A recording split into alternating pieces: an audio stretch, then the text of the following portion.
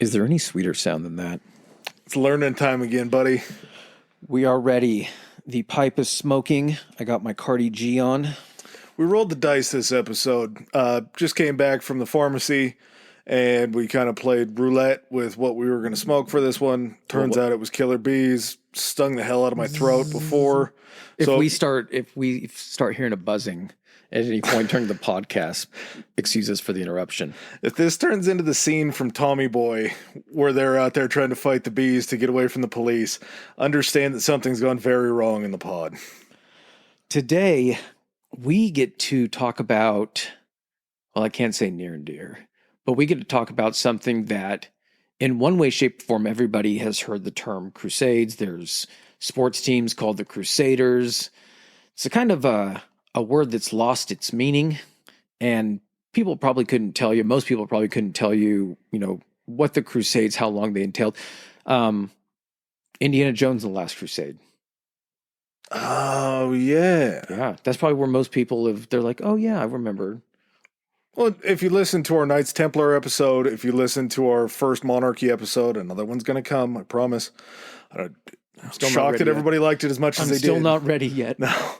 But we mentioned the Crusades pretty kind of casually. It's because we had sort of an idea of what the Crusades were, just not all they entailed and just how many of them there were. It's must-see TV, baby. Dude, if I'm being totally and completely honest about this, we're going to talk about maybe 4 Crusades in very exact detail. But the rest of them just kind of sucked, and they're boring, and they didn't really do a whole lot. Mm-hmm. And some of it, honestly, was like Christian against Christian at some points. Oh yeah, there was not a lot of rhyme or reason to some of them. This was an orgy, and it was just any hole was a hole at one point. Mm-hmm. That's just how it worked. And to know that this was all called upon by the Lord God to make all this happen. It was called upon by people who people believed spoke with the word of God. How do people imagine that worked? Do you think it was like more of just like a voice in the head type thing? Do you think it's like, dear God, it's me, Margaret type scenario where like he talked and then a big voice was like, hello, Pope? If there's just one room that's the echo chamber, and that's where he can only talk to God, but it's just him speaking up and then hearing the echo coming back. The holiest of the holy holies. He walks into the room, he's like, I think we need to go to war, God. You're war God. Oh, thanks, Don. That's it. Cool. Deal. I'm in. It was just an echo chamber that just gave back to you with whatever you said. And you're like, permission, thank you. This guy agrees with everything that I say. Mm-hmm. I'm right about everything. So yeah, this is going to be kind of a wild ride. It should be pretty fun. To get started, I'm Adam, co-host Chris. What's up?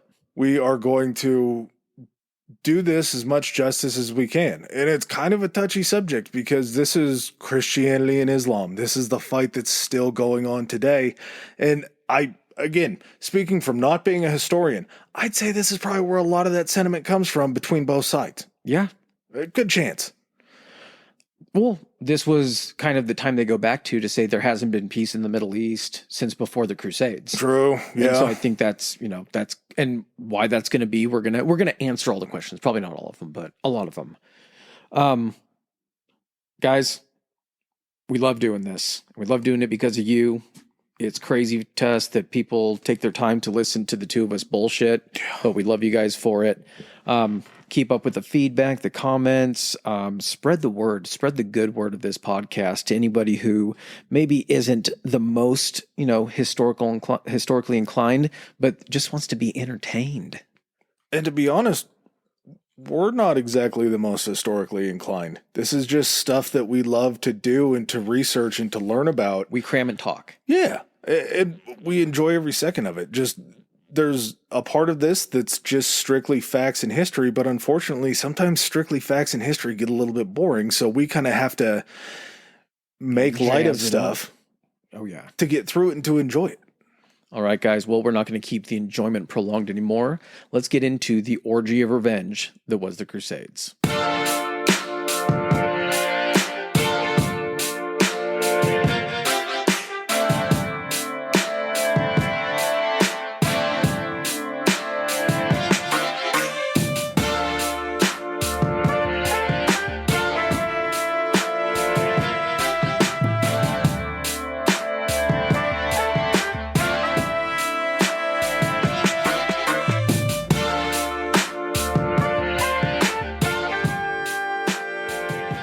right. Well, to essentially set the stage for what will become the Crusades, we have to go back. We got to push the sundial back quite a bit. This whole idea of the Crusades was made about taking back the Holy Land.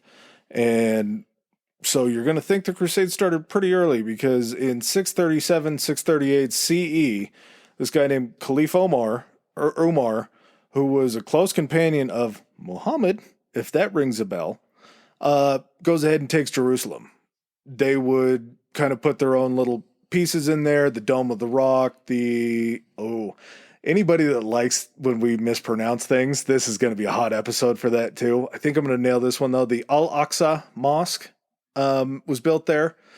Of course, Christianity has its markers in this town already. Judaism has its markers in this town already. This is an area that has been populated by 3 of the major religions. Everybody loves them some Jesus, baby. Yeah. So Jesus is like the one unifying factor, but the argument comes out of like, what was Jesus' job is basically what it was. Like, tell me Jesus' role. And it's just a different version in all of these belief systems, but they all love Jesus. So this city has significance, religious importance and significance to all these different groups.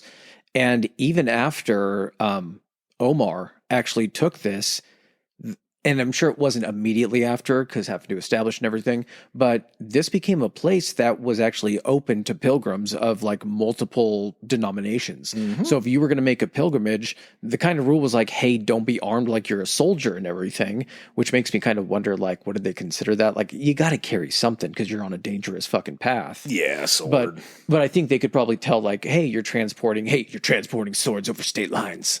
But you could take visits. You weren't barred from visiting the Holy Land in the city of Jerusalem. It also makes me think, if this is such a hot and personal thing to 3 major religions, is there a chance that there was a little bit of copy going on? Just maybe put a different spin on it to go a different direction, and boom, we have Judaism. Put a different spin on it, boom, we have Christianity. Put a different spin on it, boom, we have Islam. Like, that feels like maybe this religion thing might be more of a story than a... It what I think of is like 3 buddies that are like smoking or drinking around the campfire, and they're all talking about the same thing, but then they just have a different opinion. It's fucking talking sports figures. It's talking about the GOATs. Mm-hmm. Everybody maybe has a different GOAT, and it's like, no, Jordan's the best. No, LeBron's the best. No, Kobe's the best. And they're like, but it's all why Jesus is the best. Jesus is the best because of this. Jesus is the best. And they are like, well, we can't get along or agree on this. And they're like, motherfuckers, I'm going to go start my religion. And one of them gets up and throws his lawn chair down and storms off. And the other one's like, you know what? Yeah, I'm going to start my own religion too. Fuck you. And he does the exact same thing. And then another guy's just sitting there by the fire and being like, fuck, I guess I got to start my own religion. Jordan's Jesus. Muhammad is LeBron. And then, this is going to sound bad, whatever Judaism hangs their hat on with their guy is like Bill Russell, because they're the oldest ones. Yeah. That was the explanation that happened. They're the purists. But yeah, that's what it feels like, kind of the different branches, but they can all agree upon Jesus. Yeah. He was a guy and he was there. And I hate to say it, he probably was a guy and he probably was there. There's a good chance the stories weren't quite as accurate on what he did. But regardless, this whole area, the centuries leading up to the Crusades, because again, we have centuries between these things happening, marked a ton of political and religious strife in the Christian world. You had the Great Schism, where Eastern Roman Empire and Western Roman Empire differed. That's how you get the Byzantine Empire happening, and then the Western Roman Empire is because the Western Roman Empire stuck with Catholicism and the Byzantine Empire went with Greece. They became what's called Orthodox. Latin was used as the holy language in the West, whereas in Greece and in the Eastern, you had Greek. And you have 2 emperors. Yeah. So you're not unified in the sense you've been separated not only now by religion, but you've also been separated by separate rulers. To go further than that, you also have what's going on where I believe it was in Avignon, France, which is where the papacy had moved. And there's issues popping up, and I'm probably going to get this wrong because the Holy Roman Empire still doesn't make any sense. Just to point out, the Holy Roman Empire was neither holy nor Roman. It was Germanic, and they kind of had their own spin on things. They would put up a fight saying, well, our people weren't involved in the choosing of a pope, and that's kind of how this needs to go. Plus, we like being able to appoint our bishops, whereas you guys do it with the church, so we're just going to create another pope. Do you think that naming had to do with the fact that it's like, so you have the Roman Empire. Yeah. And then you call it the Byzantine Empire, or you called it the Eastern Roman Empire. Is that what you called it? Okay. And then they're like, fuck, we can't just be the Western Roman Empire. How do we fucking jazz this thing up to make us seem better? People love Jesus and stuff and God. Yeah. We're the Holy Roman Empire. So yeah, us over here. There's just so much fighting going on within the Christian world. And it all kind of starts to get boiled down into knowing that instead of just fighting among Christians, there's things going on around the world. There's the rise in Islam. The first real clash between Western Christians and Islam took place in the Iberian Peninsula, where Spain and where Portugal are, in the 8th century. So we already have Islam kind of knocking on the door. We talked about this a little bit before the episode. Back to the Hannibal episode, when he's moving up through the Iberian Peninsula and going that way, that was all Roman ruled. And then that was all ruled by the it before. Carthaginians. Damn it, the way you said it, I had it in my head, and the way you said it just fucked me apart. Carthaginians. Yes. So geographically speaking, you have the Holy Roman Empire, which I wanted to kind of let you know what countries are in it, because when we start naming the kings of these different countries, you're like, why the fuck are those guys fighting for the Roman Empire? So you have much of modern-day Germany, parts of Italy, the Netherlands, Belgium, Luxembourg, Switzerland, Austria, and parts of France. The Byzantine Empire, which is the Eastern Roman section of that, is going to be like the Balkans, Thrace, Macedonia, so that, area in Greece and everything, Bulgaria, and the coast of Turkey. Yeah, we're getting close to the Middle East. Mm-hmm. Close to that area. But you would think that that's where the first engagements or the first kind of clashes would be, but no, because essentially the people that were ruling, kind of the ruling class in that area of the Middle East also were ruling the northern portion of Africa, which once you get far enough toward the Atlantic Ocean, basically you just have a small division at the Straits of Gibraltar from the Iberian Peninsula and from Africa. So kind of like you were mentioning in the Hannibal episode, a lot of that area was from, and of course Rome had beat the Carthaginians, but that area was kind of a package deal, it seemed like, there for a while. Yep. If you took over the area where Carthage was, and there's all those holdings that they had or that the Romans had after that, you're kind of like, okay, well, we're in charge now. Where else are you guys in charge of that we get now? Go ahead and take us around. Show us all the rentals on the, on the block. What properties have we acquired? The Byzantine Empire was kind of interesting because they were sort of butted up against Islamic rule, and beforehand it really wasn't too bad. Like, they weren't more angry with the Islamic people than they were with like the rest of Christendom. Mm-hmm. It was sort of a similar relationship. It was like neither of you are doing what we believe in, so you're equally as bad. You're not messing with us too much. Everything's going to be okay. And the Byzantine Empire used to be huge. It used to wrap that entire length around kind of the Mediterranean area. And then you get this movement from Turkey and from Southeast Asia of these Seljuk Muslims. The Seljuk Turks were from the Sunni tradition, the Sunni tribe, whereas the Caliphate, the Fatimids that were down more in Africa were Shiite.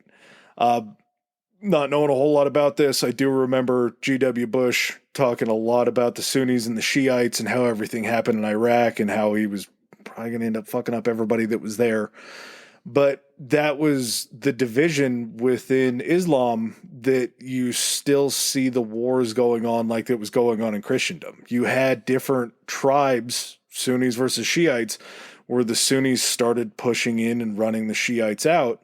And as they're running that Shiite rule that was previously sort of okay with the Byzantine Empire, they start taking over Byzantine lands that are in the Middle East as well. Mm-hmm. And that sort of changes the game because the Byzantines are losing what they had before that the other the Shiites didn't want or didn't have eyes for. Now the Seljuks are like, well, if we're going to take your land, we're going to take the Byzantines too. We're the baddest people on the block. We're going to start taking their shit. And you see the Byzantine Empire start to shrink from the south. I mean, at one point during its peak, it held all of those lands in northern Africa kind of into the Iberian Peninsula. So it kind of almost surrounded the entirety of the Mediterranean. And then you get these different caliphates that are coming in from the Islamic states. And there's just like in the same way, there's the Germanic tribes, there's the Holy Roman Empire, there's the French, there's the English.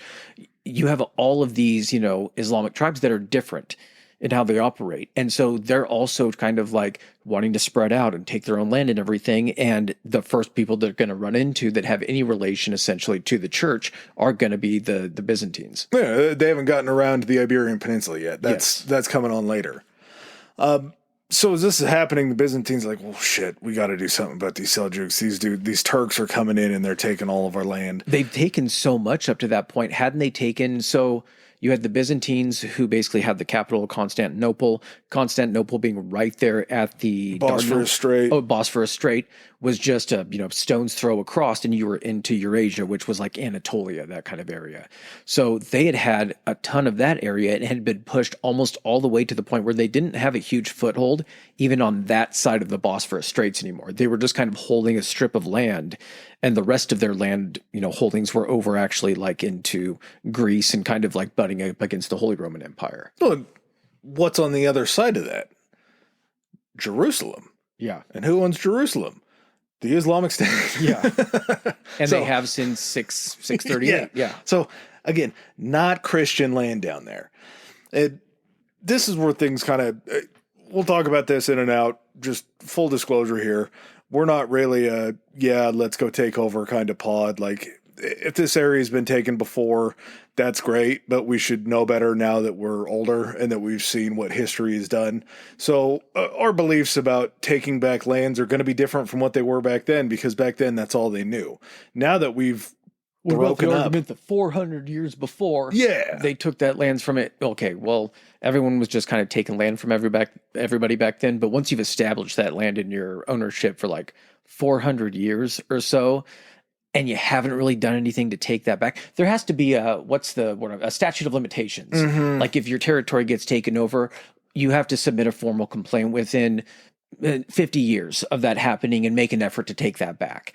You really kind of can't wait 400. Well, nowadays, unfortunately, somehow in politics right now, we're dealing with a situation where there's threats of taking land. And as lame dick as the threats of taking land are, at this point in time in history, we should already be at an understanding where, like, that's just not an option. You don't do that anymore. Like, we're really? Yeah. We're not, like, that's still a thing where you can, like, no. We've established that we've evolved into a group, a world society that just shouldn't be cool with that. Or you're just like, what'll get people excited? We're going to rename something in which nobody else will recognize as the new name for it. So just funny stuff like that. Yeah, just we'll be the one country. This will be like the our measuring system. Uh-huh. We're the only ones that do it this way. So the Byzantines know that they have to try to stand up to the Seljuks. They are continuing to move west, and finally the Byzantine Empire is like, all right, foot down, Battle of Manzikert. We are going to stop the Seljuk movement. We're going to start taking our shit back. The Seljuks smoked the Byzantines. Just absolutely crushed them. And the ruler at the time in Constantinople was a guy named Alexios I. And Alexios sees this and he's like, oh, well, we just got smoked. Those might have been our better guys that we sent down there. Maybe it's time that we start making some inroads back in Christendom to maybe get a little bit of help going. And to talk about this, we have to talk about the prospect of holy war, because if you're going to ask the Christian church to come down and fight a war with you, war is inherently sinful. So the Christian theology that was kind of propagated at the time borrowed from essentially a Roman requirement, because again, Holy Roman Empire, that citizens had to fight the empires of the enemies. So it essentially gave them, it was basically a draft is what it was. It was conscription, actually, yeah. So it was conscription. That they could just pretty much pull from anyone within that empire in order to go ahead and fight for them. And so, like you said, after, I think it was a guy named Romanos Diogene, he was the one that got spanked by the Seljuks, and then I think Alexios was the guy that kind of had to... he was trying to pick up the pieces? He had to come into that situation. He ends up basically, at this point, he doesn't have a lot of options. What he does have is he knows that the Holy Roman Empire wants to try to cozy up and kind of get back into the fold.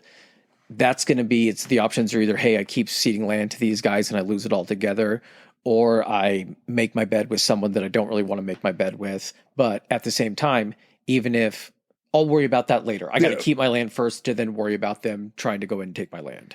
So there's also a belief from the Western Romans that the Byzantine Empire was kind of the cork on Africa. Like, we can handle the Iberian Peninsula. That's just one area. They have to cross a boat to get there. We can end up taking that back if we need it. But if the Byzantine Empire falls and all of those lands fall under Islamic rule, now they're right next door. I mean, there's still a little path across the Bosphorus. But not, I think at that point, the Constantinople and the Byzantines had a pretty good system of getting shit across there. Yeah. So it was probably smaller and a lot easier to do. Yeah, I'm just talking about the Seljuks taking over the Byzantine Empire. Oh, and then even having access to either like the Middle East or to get down to Africa. Yeah. Okay, well, makes sense. If they take over the Byzantine Empire and the Byzantine Empire is right next to the Western Roman Empire, then the Seljuks are going to be taking over their lands Knocking at the door. next. They're just going to round it out Yeah. all the way around the Mediterranean. They'll take everything. So, according to the church, aggressive war is sinful. So, no, can't do aggressive war. What you can do is you can do just war. But when I don't mean like, hey, just war. No, I mean like a just war, which had to be proclaimed by a legitimate authority, which was basically the church. So if the church just came out and went war, everyone was like, fuck it, we can do war. Deal. Yeah. You guys are giving us permission to do this. It had to be had to be a defensive war, which you're wondering, like, they don't have any people in those lands. Are they going to use it in defense of the Byzantine Empire? Because I could see that defense, but how they go about it is going to throw that whole defensive thing out the window. Not to mention, you can't declare war defensively, can you?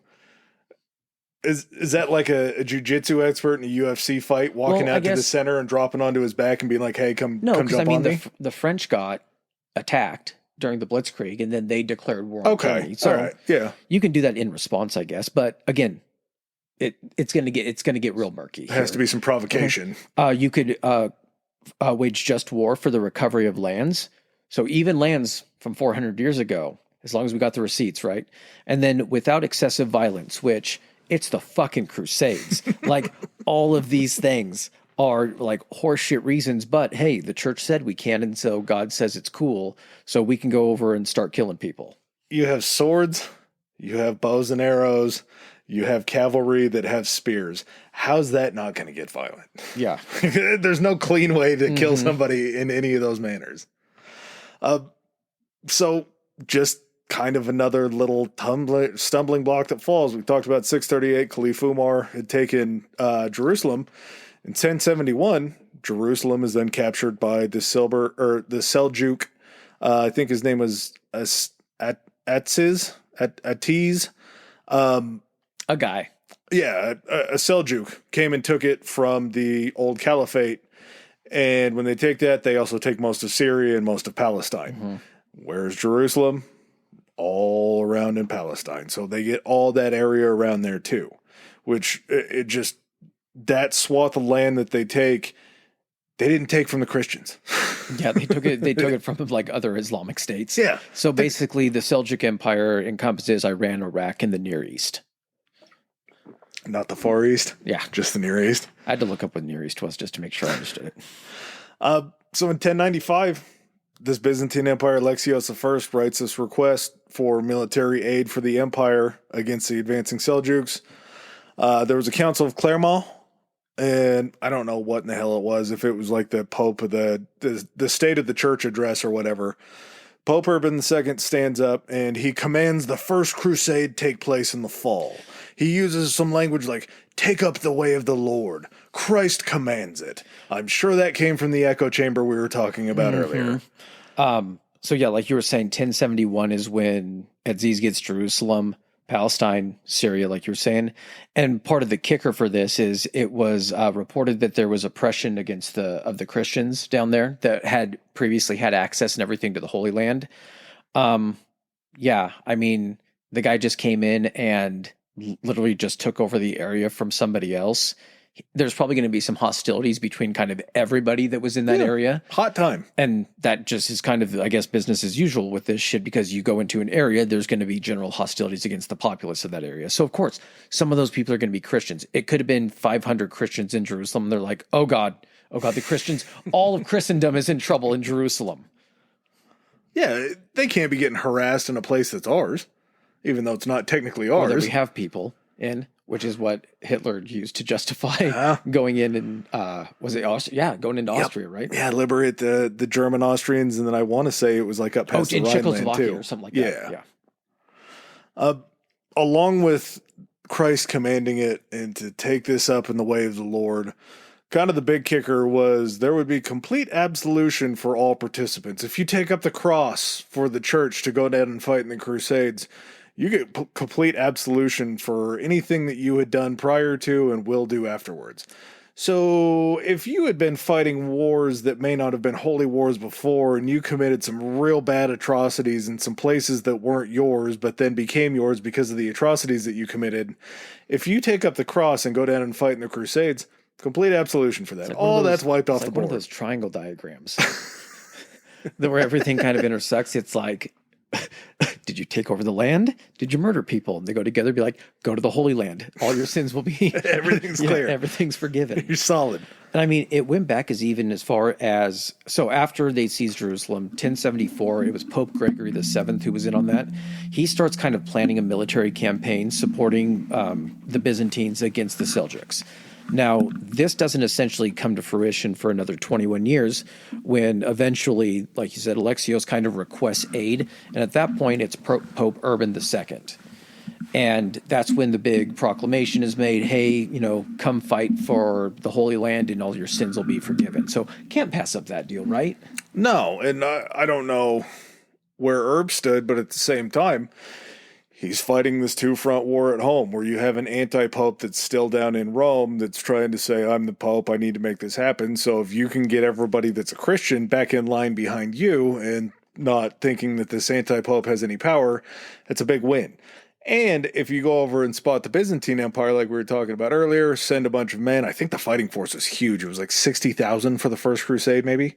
Which is crazy because if you think about it, if we had 60,000 people over there, how many do the Byzantines have? Tons, yeah, dude. Well, no. What I'm saying from the standpoint of like, what if we go do this and along the way after we're done with, the Crusades in the Holy Land, if the Byzantines are still causing us problems, we just march those 60,000 guys or however many left back up to the empire and be like, hey, so we just helped you out. Maybe you guys should think about, maybe joining us, knocking down the fence. Mm-hmm. Paying us again. We liked your money. Your money was great. You guys had a big empire. Let's go clear that back up. You take what they had, bring it back to us. Look what the church has done for you. Maybe a little bit of something in the coffers. Exactly. Maybe your God was not quite the same one as our God.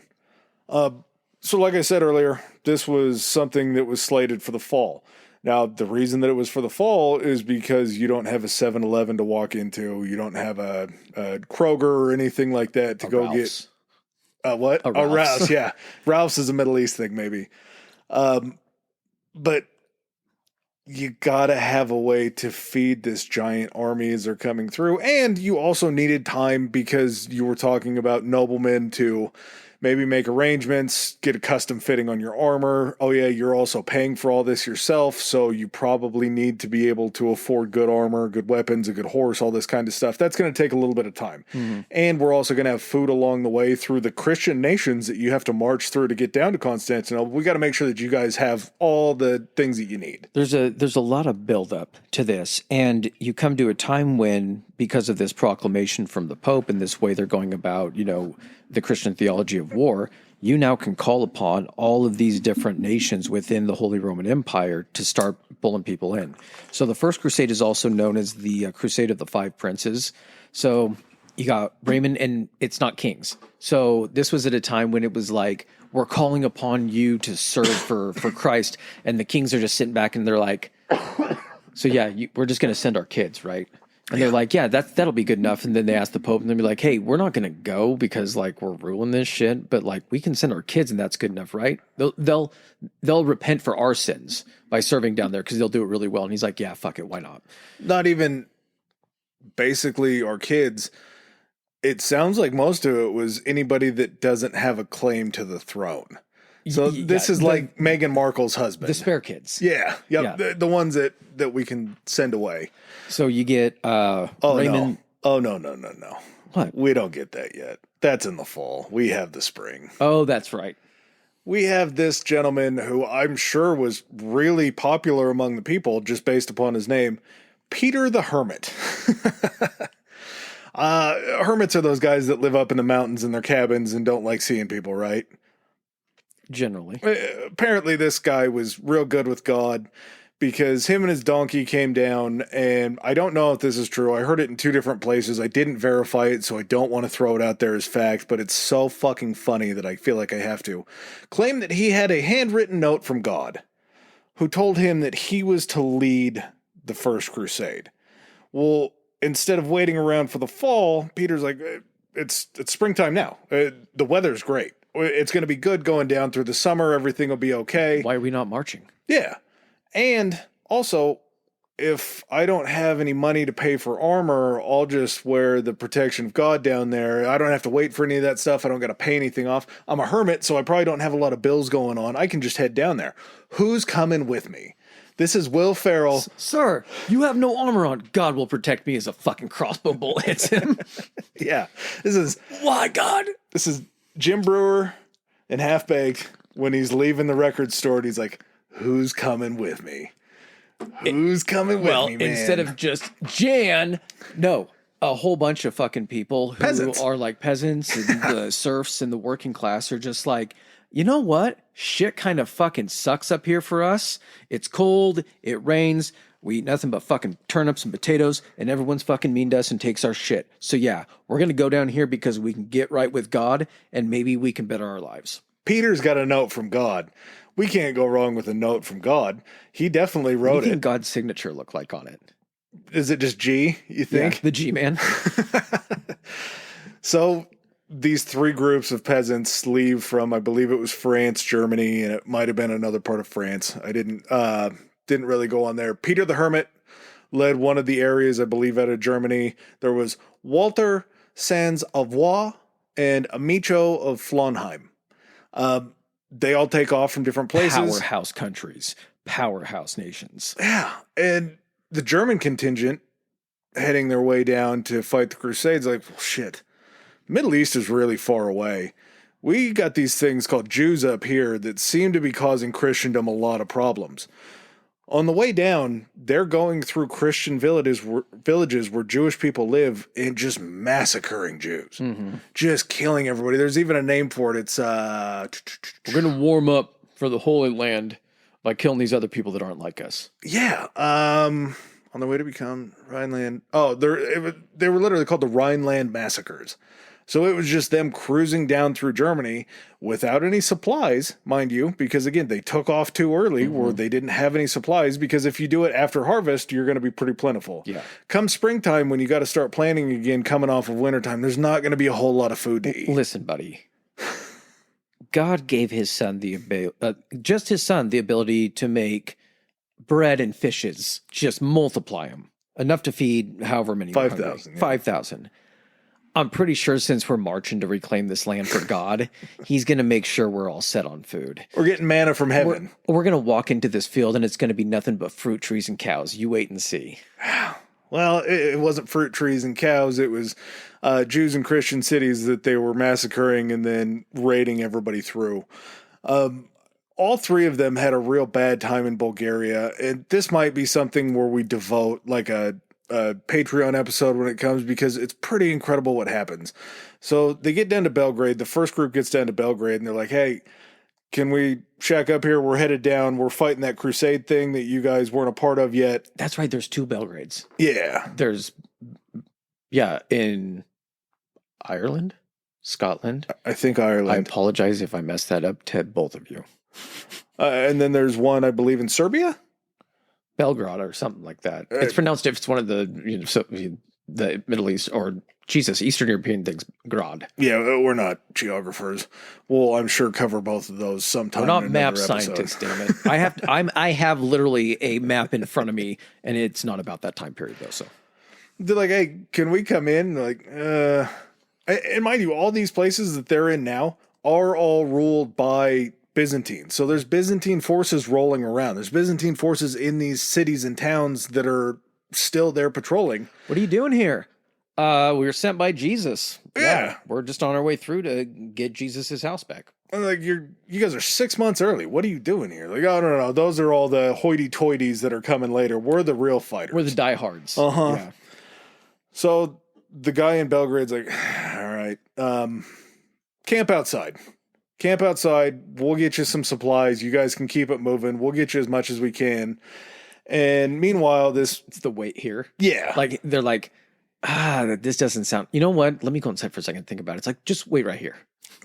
So they get into a little scuffle with the Byzantine garrisons that are walking around there, fighting their own Christian brothers. But different Christians. Mm-hmm, different Christians. Definitely different Christians. Eastern, Western, Roman Empire, different Christians. Orthodox. And after that fight happens, they then retreat back to the castle like, hey, man, let us in. We just got attacked by these soldiers. Like, those are our soldiers. No shit. Why were they attacking you? So the guy's like, okay. A few they of you weren't... Sorry. I'm confused. They weren't your soldiers. Yeah, it was Seljuks or roaming around up here. I don't know what's going on. Whatever, just let us in. So a couple of them get in. Of course, they rush the gates. They go through and clear out the castle. Well, then the next group that shows up to the exact same place, the guy's like, oh, no. You guys are going to get moving on through. As they go Don't on even through, fucking knock. Yeah, this ain't going to happen. There's a sign on the door. So instead of that happening, they go ahead and run through the countryside and kill a bunch of the people living outside of the city and take whatever they can. As one does when they sack and pillage. Yeah. So finally the third group comes through and the king of Belgrade immediately calls the troops in and he's like, we have to reinforce. Our own people are coming through to try to save us and just massacring everything. We're not even to the first crusade proper because it's not a legitimate crusade unless people that have taken the cross. So to take the cross essentially is to, during this time frame, you would basically devote yourself to the crusade in service of the church. So they called it taking the cross. It has to be guys that the church is like, we want you leading it and doing that. That's when the crusade starts. These guys are just, we're talking about now, are just really fucking eager to get down there and start some shit. Also, do you believe they maybe went down? And again, these are your peasant class, everything like that. Do you think they also went down there? They're like, you think if we get down there and everything, like, it'll be our first crack at all of like the loot. Yeah, I'm sure. Yeah. It was 10,000 people. To get 10,000 people on board, there has to be something. The ends have to justify the means, or however that saying goes. So as the third group comes back through, the guy's like, no. We have all these soldiers. We're just going to march you guys straight to Constantinople. Here's some shit. Don't take anything else. No 5-finger discounts around here. We're going to make sure that these guys usher you down to Constantinople. Finally, all these three bands get to Constantinople. King brings them in and realizes that these are just ruffians. These are people that don't have the kind of background that would lend them to be good house guests. So after a day that Alexios is like, we're going to send you guys over. Just get the fuck over there. Go fight. They end up crossing over. Go straight from the gates to the fucking port. Don't look at anything. I don't want to see anyone ducking off. Yeah. That's where you guys are supposed to go. They finally just partition it off and have guards standing and they're just like, walk down. Hands in pockets. Yep. Don't take them out for anything. Even if you're tripping and falling, go face 1st. Don't pull those hands out. Or you won't have hands. They get shipped across the Bosphorus into Nicaea, and as they get to Nicaea, they would continue to cause problems there immediately because that's just sort of what these guys did. They were definitely disruptors. The force would then quickly be dispatched by the Turkish ambush at the Battle of Sivit in October 1896. Nicaea. Or 1096. So just geography break. So Nicaea is not even close to Jerusalem or the Holy Land. Nicaea is basically like, hey, we got across to Constantinople and then we marched for 3 days and now we're in Nicaea. We're standing in the Middle East and that's all that counts. We made it over here to quickly be dispatched, which I don't even know. You're not really in the Middle East. You're more in the Western Middle East. Well, and your boy Peter the Hermit with the donkey went ahead and took his way all the way back into Europe. He didn't even stick around to see the massacre. Peter's like, ugh, yeah. I got these people pretty fired up for no reason. So we end up pulling up into the First Crusade. Where are we at? Are we bathroom break? Oh no, buddy, we got 20 more minutes before we're allowed to take one. Sounds good to me. First Crusade begins happening. There's two people that are noticeably absent. Recently excommunicated for cheating on his wife, King Philip of France. He was number one. And then the Holy Roman Empire both declined the Pope's invitation to crusade.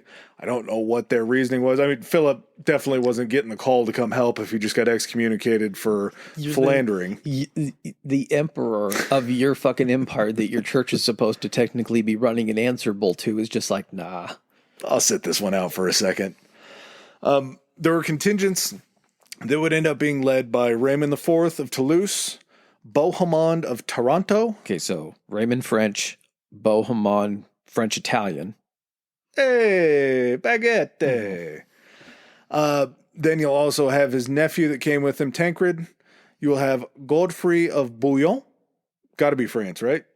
I believe so. You have Robert Curthose, who was the son, I believe, that we talked about in the monarchy episode, right around the time of William the Conqueror. Mm-hmm. You also, they came from the north of France, so yeah. You had Stefan of Blois, and you had Robert of Flanders. This isn't Ned. Baldwin of Flanders. Oh, Baldwin of what? And Flanders was like where Belgium, kind of that area. Where was Robert from then? He could have been Robert Baldwin. Who knows? We should probably know, but who? There's no way. Because I'm looking it up right now. Go on, sir. So, upon their arrival in Constantinople, Alexios did something that would pretty much make sense to anybody. He's like, hey, you guys are leading these things. You all came at different times. You're all here. Well, you guys just all maybe just swear an oath to return all the lands that were taken back to the Byzantine Empire. I mean, technically they were ours and you're fighting for us. So if you go liberate something, maybe that's what happens here. Maybe you guys can give me that back. Anything? So this one is, let's see. So when referring to rulers, Robert's generally considered more prominent, specifically Robert I, also known as Robert the Frisian. While Baldwin usually refers to Baldwin V, Robert's father, who was Count of Flanders. I'll look up who actually went on the First Crusade. It just wasn't Ned. It wasn't Rod and Todd. Yeah. So, swear this oath. Give us our land back. You guys can take what you want, probably, but just make sure that this doesn't happen. And most of them did. Most of them were like, yeah, man, I got you. There were plenty of them that Alexios had to kind of grease their palms to go along with because the Byzantine Empire at this time still has some dough. But a few of them were like, I don't think this is going to happen. And to kind of prove that point, more of them that swore the oath than didn't swear the oath would end up sticking around to kind of hang out down there. It was Robert. Robert of Flanders? Yes, God damn it. So where's Baldwin from? Because Baldwin's a part of it. I'll look up that too. Okay. Nicaea, the place that we talked about where the People's Crusade met its demise, is the capital of something called the Sultanate of Rum. It would be the first chance against the Seljuk forces, but it was easily taken because the Sultan that was in the area, Sultan Arslan, had taken troops out of the city to handle a territorial dispute that was going on within the Muslim Empire. So I guess he was the Count of Boulogne. Bologna? And married a Norman noblewoman. I don't know where half these places are from. Baldwin was there. So yeah, this first shot that they're going to have, the Sultan's out of town. The Sultan took all the troops out of the city to go handle just a regular territorial dispute that's going on within the Muslim Empire. And part of the reason why he did it was because even though he heard that there were Christian troops coming down, the first time he saw Christian troops, it was the People's Crusades. Mm-hmm. How much effort are you going to put to squashing out another group like that? Like, we'll just come get them later. They're probably not going to take the city, even though there's nobody really there to fight besides the people. Hold on a second. These ones have horses. Are they wearing armor? Okay, these guys are different. Yeah, it can't be the same people. Not at all. So they end up taking a nice little chunk of land in the beginning. And during this time, the first like actual clash ends up taking place outside of Anatolia.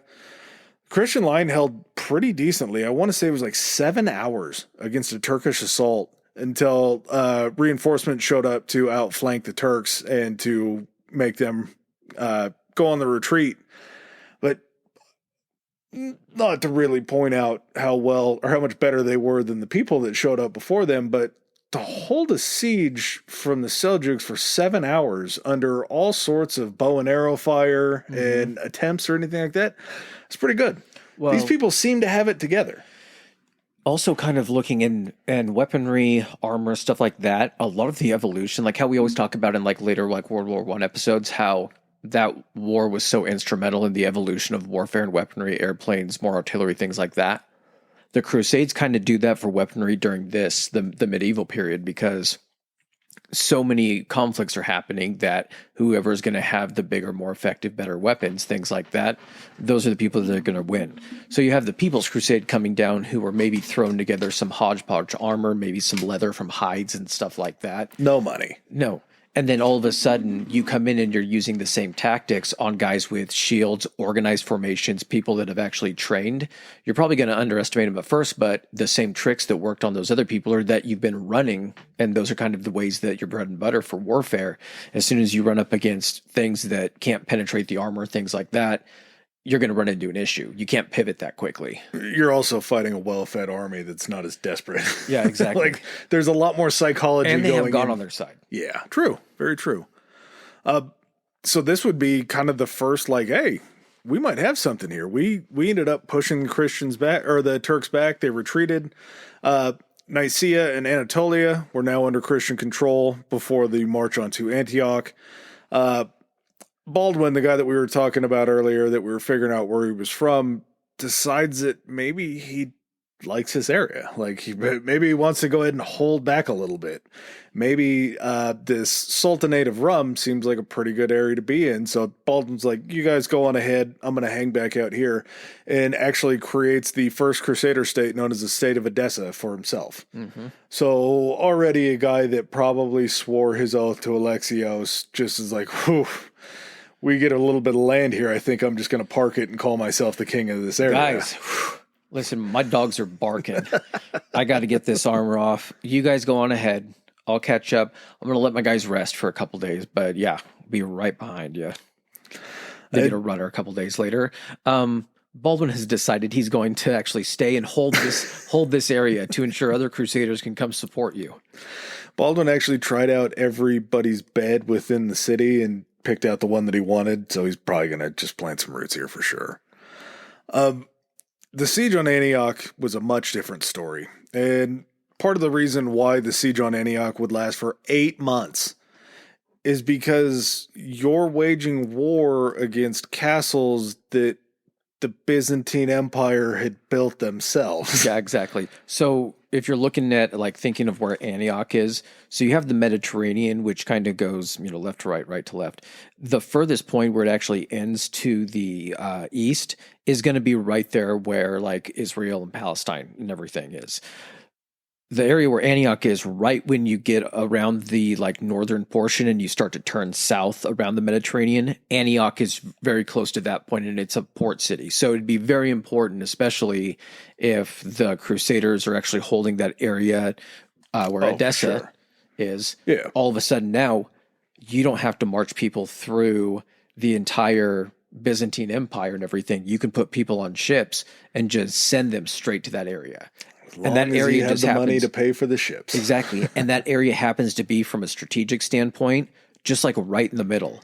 Like, if you were to go ahead and march north, kind of northwest, it would be like equal distance to get to the Byzantine Empire, so they can start justifying taking the Seljuks out of there, and then you march a little bit further to the south, and then that's heading into the area where like Jerusalem's going to be, that neighborhood.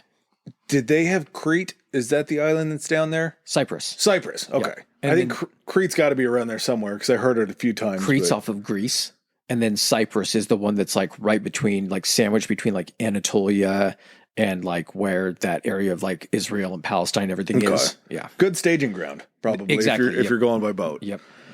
And I believe they held that because the Byzantines had actually, that was part of their land, but I believe they were able to hold the island or take back really quickly the island of Cyprus. And I don't know if that had to do with maybe, I don't know, you don't ever hear really a lot of like the navy of like the caliphates. No. That's never like a talking point. It's always about like their infantry and things like that. But I wonder if that was just a fact that like they didn't have like a naval force that could like take that island. If they built themselves up inland, there was probably never really a need. Like until you get to water, you don't need a navy. That's true. They could always march on land. Yeah. Yeah. Antioch was a real bitch. Like I said, 8 months. We're outside of growing season. We're going through winter time that you would call in this area, which I'm sure there was no snow, but it's probably pretty shitty rain. There's probably a lot of flooding that's going on. It gets fucking cold. Yeah. At nights when when it's just You're fucking in the desert. There's no block. Yeah. When that wind comes howling, it can get pretty cold. Somehow this guy, I feel like this guy was a little bit of a trickster, a little bit of a snake, a guy named Bohemond. Bohemond and a few soldiers ended up being able to bribe one of the guards at one of the gate, or I don't know if it was a gate or it was at it was a gate. Oh, was it? Yeah. Bribes him to let them in, and Bohemond and his soldiers quickly dispatch those guys and then run to the main gate of Antioch and open it up. And thank heavens. Kind of a monetary Trojan horse situation. Bit of it, yeah. Yep, probably something along those lines. Good thing they get to the gates and they let all the forces in, because there is a very large Turkish advance that's coming on the way to Antioch to go ahead and get them safe from this siege that's going on. Mm-hmm. So everybody gets inside of Antioch. All of the people in Antioch, I believe, had retreated up to, was it the Citadel? There was a holy building up on the mountain. Yeah. All I know is this, there was the slaughter of the Islamic population, the Muslim population, along with it was just kind of an indiscriminate killing, because there was also a lot of Christians. Orgy. Yeah. Another orgy. It was just kind of that thing that you hear about in warfare, almost like a bloodlust. Mm-hmm. And it was just basically like, if they weren't one of the people that was with the army coming in, it was probably just like, I can't risk the fact that if you might be Islamic, and then we're just going to kill everyone. We'll sort it out later. God will forgive it. What you and I failed to realize here that these guys knew, we don't know the ins and outs of what holy war feels like. Yeah. So maybe because it's a ridiculous fucking concept that makes like my brain can't comprehend that, because I get to the point of like, and then God tells you to go to war, and I just start fucking giggling to myself, and I can't get past that. Yeah, but that's what it is. Maybe if you get past the giggling and you actually feel what holy war is, you would understand why these guys massacred even their own people. And at the same time, all they're thinking in their head is like, okay, so the church says we can do this. We're taking this city. And plus anything I do here is without sin, as long as I'm doing it to take over this place. It's like murder, Rumspringa. Mm-hmm.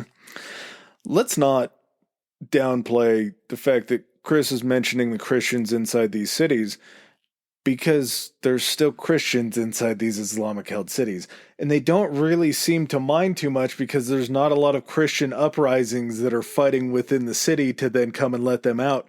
They're kind of getting sieged on too. Like maybe their way of life isn't too bad under the Caliphate or under the Seljuks that are here. Mm-hmm. Maybe they're okay with it. So maybe they don't need liberated. Maybe we shouldn't be doing this because there's no uprising from the inside to come let us in. Yeah. That to me seems like it's sort of a something that you kind of gets lost in translation here, is these weren't just all Islamic cities that were being bum rushed and taken. A lot of Christians there too. So you have everybody trapped in the, we'll just call it a citadel up on the mountain. Those people are slowly getting starved out in Antioch because they've taken the city. You also have this Turkish advance now standing outside of the gates where you were just a few days ago, trying to get you out of their city. So you're kind of stuck between a rock and a hard place because you're starving the people that are up in the citadel. Ipso facto, the group outside is then starving you from being able to starve them. And you finally have to make some sort of a retreat. But you need something to really garner the people behind you. And what better way to do that than if you had a real little itty bitty tiny piece of the steel from the lance that was stabbed in Jesus as he was crucified. The Holy Lance, huh? Yeah. Not like the Holy Lance Bass, like the weapon. Yeah. Not like Holy Lance, yeah. So one of the religious leaders has some sort of a vision, some sort of a belief that there's part of this Holy Lance down in this city. And I believe there's some sort of factual basis that Antioch was something that Jesus traveled back through. I don't know. I'm not going to lie to you. I'm not going to make up a story like these guys did. I don't fucking know why I would be there. So this is in 1099, right? Yeah. Okay. I believe so. Yeah. They end up digging a hole. I don't know how many holes you would have to dig before you found a piece of steel in the land over there. I'm betting not a whole lot. But they would end up finding this piece of steel from the spear that stabbed Jesus, and that was a sign that they were going to be able to win this war. So they go ahead and pull up their girdles, they get all their equipment on, and they head out, and somehow they blast their way through this line and just completely overrun the Turks. There was something about the Turkish generals that were there might have been on the take at some point in time and were just bailing out because they might have taken some money. I mean, they bribed their way into the city. What makes you think they couldn't bribe their way outside the city, maybe? Mm-hmm. So they end up breaking out, and there's this long-held belief that the only reason that they did it was because they had the tip of the spear that killed Jesus or something like that. The religious leader, I don't remember if it was the religious leader or the guy that he was following, one of the leaders that he was following was like, I believe in this so much. I know that God will protect me. If I have this, I can't be killed. And they're like, prove it. Oh, yeah. What was also, yeah. So just so you guys know, they would be sent with like bishops or like cardinals to make sure that, everyone can get blessed and all that kind of good stuff and to spread the good word of Christianity down there. So you had like almost like advisors or chaperones from the church that were going down on these crusades to give them the thumbs up before all the slaughter. Well, we also kind of forgot to mention too, the differences between these two religions and how they take things over is Islam is very businesslike. They would show up, they would look at the books, they would take what they wanted, they would start to work that way. And then if the spread of Islam happened, it's like, cool, good. As long as we're running this place, we know our religion, that's strong. Mm-hmm. We're not going to send it and preach it on everybody. You guys can still hang out and be Christians here, but just know Islam's always around the corner. Like, if you got questions, we got answers. Yeah. And the Christians come in, they're like, Christian? No. Okay, you're dead. On the battlefield, when they would take prisoners, Islamic rules that stated either you convert or we kill you. Mm-hmm. So in wartime, it was you convert to Islam or we kill you. But if we take over your city, it's like, you're cool. Come listen to our fireside every Saturday, but just understand we're in charge of all the books. So as long as you're not taking up arms against them, basically. Yeah, it's all good.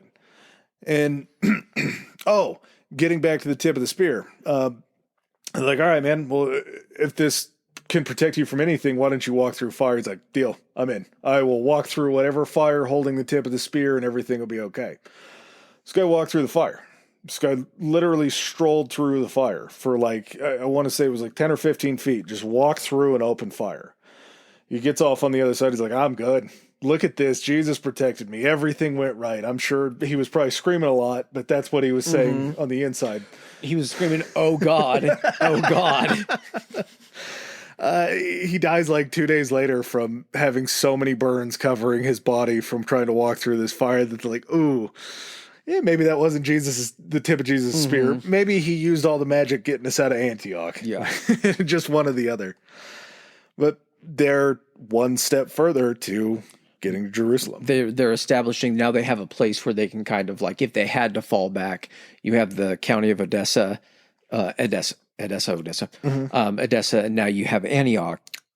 It would have been so much easier had the guy that I mentioned earlier, Stefan of Blau, he went ahead and just hauled ass back up to Constantinople to get out of there. He ended up passing a garrison of Byzantine troops and like, why are you going the other way? Did he even get down to Antioch? I think he saw what happened at the siege and heard that there was a bunch of reinforcements coming and was just like, I'm out. Okay.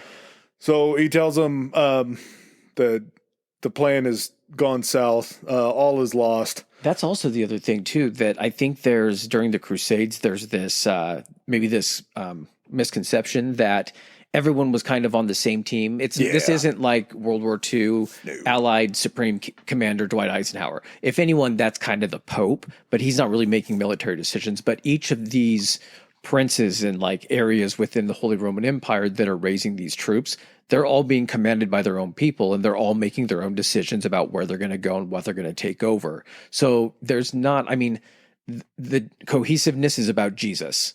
That's kind of it. Other than that, it's kind of just like, well, you're fucking French and you're fucking, German and everything like that. There's probably some fucking animosities, which is why they end up fucking fighting each other sometimes. Yeah, we're going to be talking about a time when the French and the British both come down for a crusade. It's the English at that point. Well, yeah. So the English and the French actually put off a fight that they had going on at home so they could both go. It was the fucking 100 Years' War, man. Crusade. They could take a fucking break.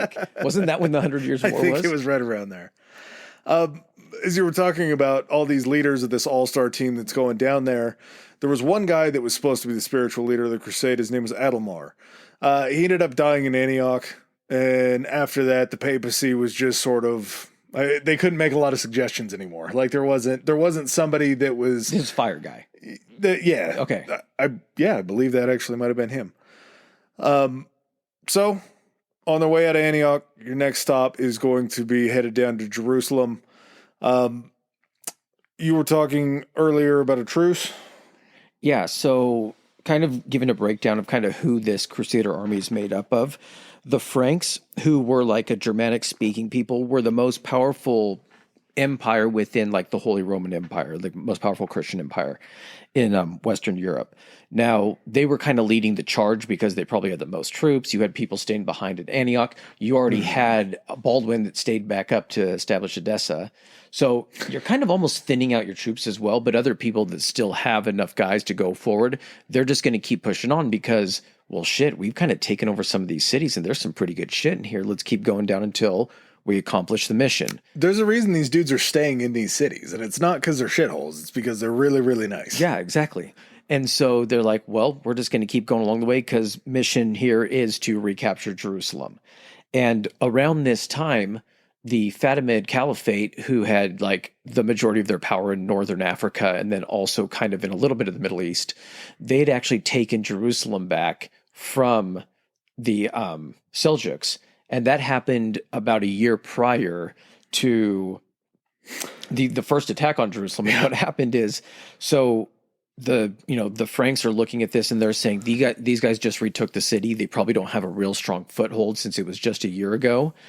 Let's offer them a deal. They're maybe not married to it yet. I mean, they've only had it for a year. How much can they, really attach to it? So they're like, hey, we'll go ahead and give you guys, as the Fatimid Caliphate, all of this Seljuk land that we actually just took and conquered in exchange for Jerusalem. And they're like, yeah, I mean, you guys haven't really been down here in like 400 years. We don't really know what to expect out of you, but this is our area. Like we have a lot of guys down here. Nah, we're going to go ahead and decline. So the decision was kind of made at that point. Okay, they've only been there for a year. They haven't solidified their power base. We need to march on this thing now. And that's exactly what we lead into on June 7th of 1099, the beginning of the siege of Jerusalem. The beginning, okay. For a second, I thought all I heard you say was the B&E, and I was like, yeah, this kind of is a breaking and entering type scenario here. It's a crazy B&E is what it ends up being, because this thing results in kind of a stalemate, and it's, nothing's tipping it either way. And you get this guy, they're able to construct 2 siege towers. Well, before that, the reason that it's a mess and they're there for so long in the siege is because before the siege happens, the Fatimids walk all the way around Jerusalem and just cut down all the trees and take the trees. And when you show up there, it's not like you can transport a bunch of lumber to make these, siege engines. The siege engines are the trebuchet, the catapults, and then the siege towers are like straight up Lord of the Rings marching on Minas Tirith, like pushed by fucking multiple men, 3-4 story fucking towers that as soon as they get up to the gates, big old drawbridge like thing drops and you just unload as many guys onto the top of the gates or onto the top of the walls you can. Unfortunately, this has become a bucket list item for me. I don't know how I'm going to pull it off. I don't know what kind of strings. Maybe we'll get famous enough to be able to do this one day. And maybe we'll be able to film it and show everybody the joy and adulation I get from this. I want to go over into England. I want them to have a replica siege tower. They have to have them somewhere, Buddy, right? If this thing takes off enough, I will commission you a siege tower of your own. Do you want something that you can have in the studio? Or are we talking like you want a scale replica? A siege tower is only as good as having a castle, and that's the issue, is because if you don't have a castle, then you're just some pervert that lowers your drawbridge and is staring into somebody else's windows. Okay, so is it small enough to fit on the desk? I want to be able to walk across it and walk into a castle. Do you know how cool of a feeling that would be? Climbing up the fucking ladders and everything, and then you get to the top and you fucking storming it. And all of the fighting that you just had done from the ground for months in order to get past these walls, you're just strolling onto the wall. What's funny is, as you know, because it's going to come into play as soon as they figure out that this method is successful for storming these, fortifications. At this point, they had 2 of them. So not insanely impressive, but it was impressive enough. How'd they get the 2 of them? They had, how'd they end up building? I didn't see that part. The Venetians had come down with boats to resupply them. Mm-hmm. When the Venetians found out they didn't have any wood, they deconstructed their boats and brought the wood from the boats to Jerusalem so they could have wood to build these siege towers. Do you think, because this ends up being the whole of the Crusades, ends up being so beneficial for like the Venetians and the Genoans and pretty much anyone on the south of France, the coast there, because they make so much money transporting these guys and all of their supplies. I wonder if the Venetians looked and was like, if these motherfuckers take this city, like they're going to need shit all the time from us. Like, give them fucking 5 boats, let them build their fucking shit, and then we're just going to start raking it in. You guys hang out behind the lines and don't get close to the fighting because we need you, but just sacrifice the boats. Come back up with them on land. Well, the man that ends up kind of breaching the walls and everything ends up being Godfrey of Bouillon on July 15th. So even like this isn't a long siege. They figure out how to do this a little outside of a week. And then what takes place, just a fraction of that time, is a 2-day massacre and pillage of the entire fucking city. So they're not really... I guess, was this just the European way to end the Holy Roman Empire way? Because you're still very far from home. You're in enemy territory, essentially. You've captured this place. Yeah, you're able to get resupplied a little bit from the sea, but help ain't coming for a little bit. And your first thing is to be like, maybe we don't try to absolutely piss off the hostile forces around us by just killing all their people in the city. But I digress. You know how hard God is letting us have a pass on this one. Yeah. Okay. We can do this, and we got a murder hall pass, right? We got a murder hall pass. Do you know how hard it would be to keep up a 2-day massacre? Is there a point in time in that 48 hours that you sit down and get like a strong 8 so you can have enough to go back out and start killing people again? Or do you think that's just It's shift work? Okay. Yeah. So they're clocking in and clocking out. Yep. We're 9 to 5, 5 to 7, 7 to whatever that song goes, whatever that dumb country song goes. It's like, I'm so tired of stabbing people. Yeah. Gotta be something like that. That would be so tough to keep that up. And not to say that it wasn't just an absolute atrocity and disgusting, but eventually you got to strip that away and think, how does this really happen? How do you keep up that much anger for 2 straight days after you just made a big accomplishment? You're just fucking war horny, dude. Yeah. You've got just a fucking war rager and you can't get this thing to go down. It's like taking too much horny goat weed that you got from the gas station and you're having to call the fucking urgent care because you've maintained an erection for longer than 6 hours. That's not a personal story. You're calling the number on the box. Something I read. No, so you know what? First Crusade. Fucking mission complete. This is GW on the deck of the fucking aircraft carrier. The Pope comes out on his fucking windowsill and he's like, we did it. We got back Jesus' house. And everyone's like, fuck yes. You'd like to think that, right? You would. Pope Urban actually dies before getting news of the win. I fucking love that Yeah, aspect of it. that's tough. And so you would think, okay, we just took the holy city. We still got all south of us. We got unfriendlies. Technically, to the fucking east of us, we have unfriendlies. We need to fucking fortify this place, right? Wrong. Most of the Crusaders are like, all right, we did it. We made it. Okay, they give a fucking, Father, Son, the Holy Ghost, or whatever they do. And then, like, so back to Europe. And most of the princes and everything like that are like, fuck yeah, we're going back to Europe. Do you know how badass it's going to be? I'm a fucking prince, and I'm the guy that helped take back fucking Jerusalem. I'm going to get so much Christian pussy for this.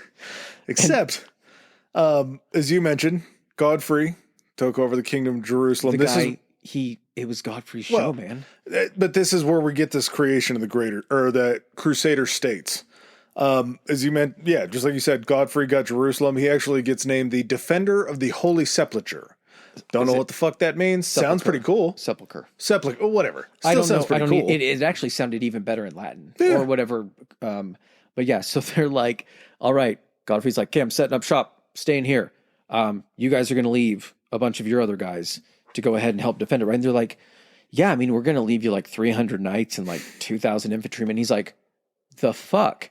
The first crusade came down with like 100,000 people. Now I understand that includes our non-combatants and everything, but you guys are leaving me with fucking 2,300 people to defend this place. They're like, well, yeah, I mean, like it took us 2 siege engines to take this city. Like you guys can totally defend it if they don't have those things that they just showed.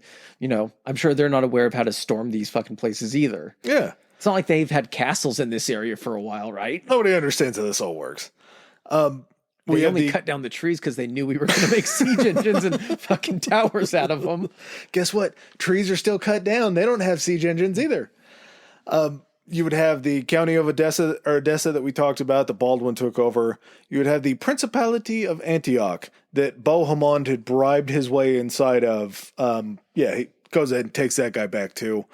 You have the county of Tripoli, which Raymond would take.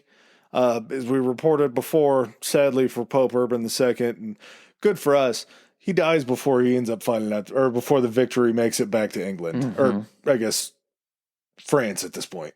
Wherever the Pope happened to be Roman. Yeah, wherever the papacy is. And you'd think, hey, we just solved this problem. We still got 6, 7, arguably, of these things left, and this was kind of a big pop. 2, a little less big of a deal. The Zengid dynasty, the leader's name was Nur al-Din, pretty sweet name, ends up taking back Edessa in 1146, and this is when we get Crusade Part 2. Well, hold on. Oh. Before you start tickling yourself on the underside for the Crusade Part 2.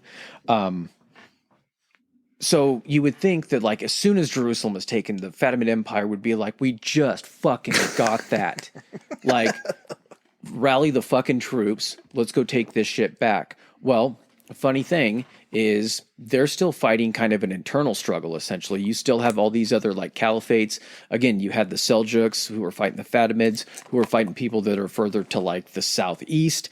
You have a lot of internal strife that's going on. So you're not exactly attacking like a unified front. It's just who happened to be holding Jerusalem at that time.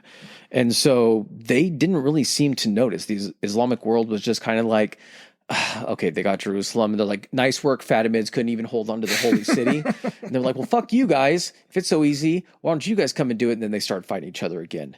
But so yeah, after Urban kicks the bucket 14 days after it's taken, we end up getting a Pope Paschal II.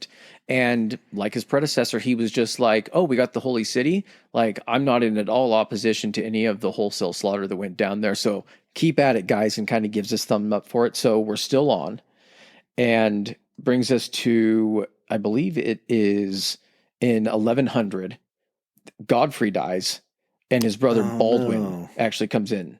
So that's where Baldwin comes in as far as his capacity. So Baldwin the First rules the newly established, like you said, Kingdom of Jerusalem alongside the other, I think, 4 Crusader states that were just literally little strips that were on that far side of the Mediterranean. They're basically holding that little 90-degree angle box right there. You think he kept Edessa too, or you think that was like the step up? Like Edessa was taken over by somebody else that he left in charge? Because technically, at this point, if they're calling these things kingdoms and kingships and counties and all that shit, is there not a new hierarchical rule that comes in? Like, does his son take over in Edessa when he leaves to go take over Jerusalem? I think it does become probably like right. Yes, it comes into where it's fuck. Why am I losing the word here?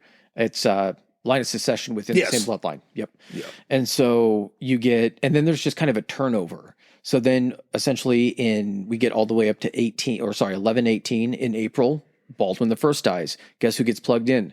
Reaching back to that Royals episode, we're just going to get the repetitive nature of names here. So Baldwin II, of course, who else can it be? He ends up stepping in. And during this time, they've had some time to establish like their power base. Whoever is ruling Jerusalem has probably pulled in some of their own people to reinforce them. You also have all these other areas that are in these states that are being kind of trying to be broadened, or have other of these kingdoms that are pulling people in from their countries to build up their strength. And because of that, and they're spreading out and wanting to take more area, you have just these constant fights that's going on this entire time. Skirmishes between essentially the caliphate and, different areas there against kind of the crusader armies. We get to 1131. Baldwin II is out. Guess who's in? Baldwin III? Baldwin III is in. And because he was younger, he comes in to rule with his mother until 1143. Oh, his regent? Yeah. And then we get, like you were saying, 1144 on November 28th, we get the siege of Edessa, falls on the 24th of December. So doesn't, a little bit longer of a siege than that first siege of Jerusalem, but it still ends up Christmas yet? Well, I mean, there was the day in which, oh shit, no, because that's Easter. Why? Oh my God. Someone's going to have to comment why we have the religious significance of December 25th. Well, that it was when Jesus was born. Oh, yeah, born in the that's manger. Right. But I'm sorry, I don't remember every fictional character's birthday that I fucking read about. Sorry, man. Do you think that? Can't tell you when Frodo was born. Do you think that was a story by now?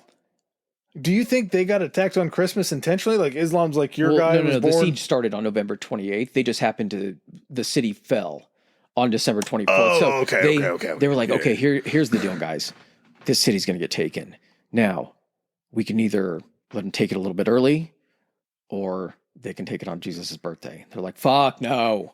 Let them take it a day early. So this was essentially, and again, Edessa, if we're going down the list of where these places are from north to south, Edessa is the furthest one that's to the north. Pretty high up.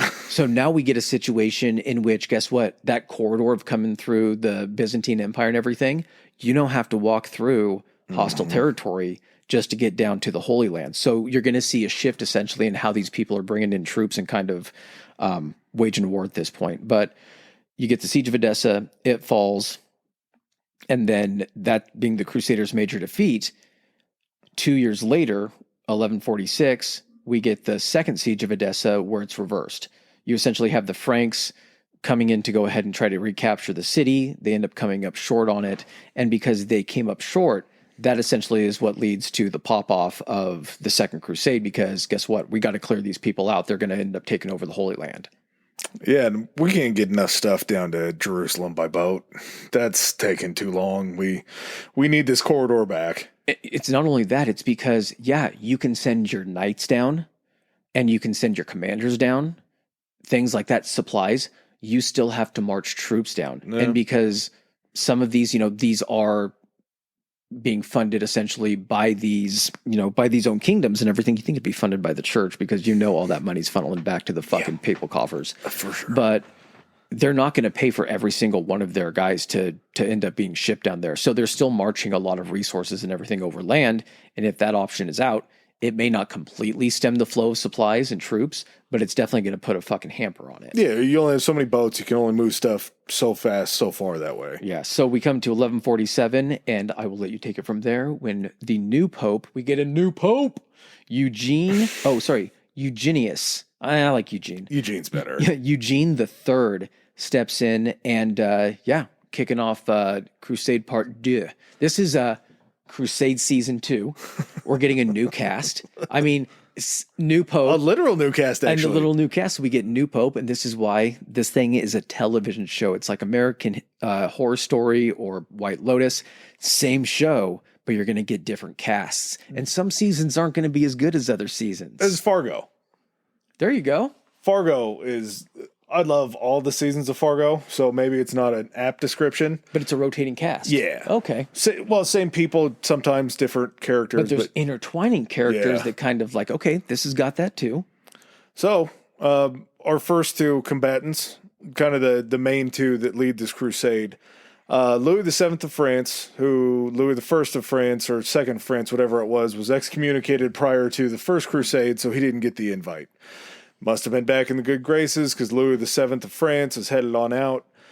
Conrad III of Germany. So we have this Holy Roman Emperor that sat out the first round, but as you said, the Franks were attacked trying to take back Odessa, or the Franks attacked trying to take back Odessa and were turned down. Holy Roman Empire is like, we're on our way. Buddy, they're taking off the gloves. This is the first crusade where kings are being put in charge, man. We're not fucking around anymore. We're putting kings in the field.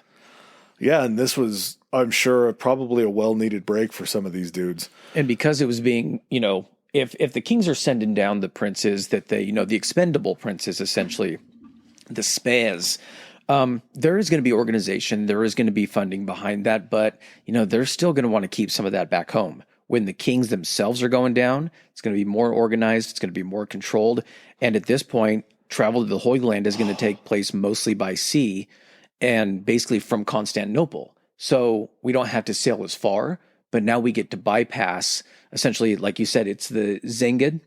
We get to bypass the Zengid area that took over the county of Edessa, and now we get to go straight to the Holy Land. We can still march most of our troops over there, but then we can send them a shorter distance. Yeah. It's perfect that you set that up that way because both forces would swiftly be defeated by the Seljuk Turks as soon as they got onto the battlefield. Both of them went down. It was just a bloodbath, and this stall happens immediately. We're like, probably should have thought that one out. Probably should have got more people because, again, the First Crusade, everybody's fired up and ready to go. The Second Crusade rolls around, you're only getting two kingdoms. You're only getting two kings signing on board instead of everybody from England, instead of everybody from France or from Germany. Not Germany. Wherever else they came from besides France and Germany. And at the same time, you got to wonder if the people are like, wait, there's a second one? Didn't you tell us you captured? Yeah, I thought you said we captured the Holy Land. And what do you mean we got to run a second one? Oh, they're taking it back? Oh, fuck. Okay. Well, yeah, I guess we got to fight again.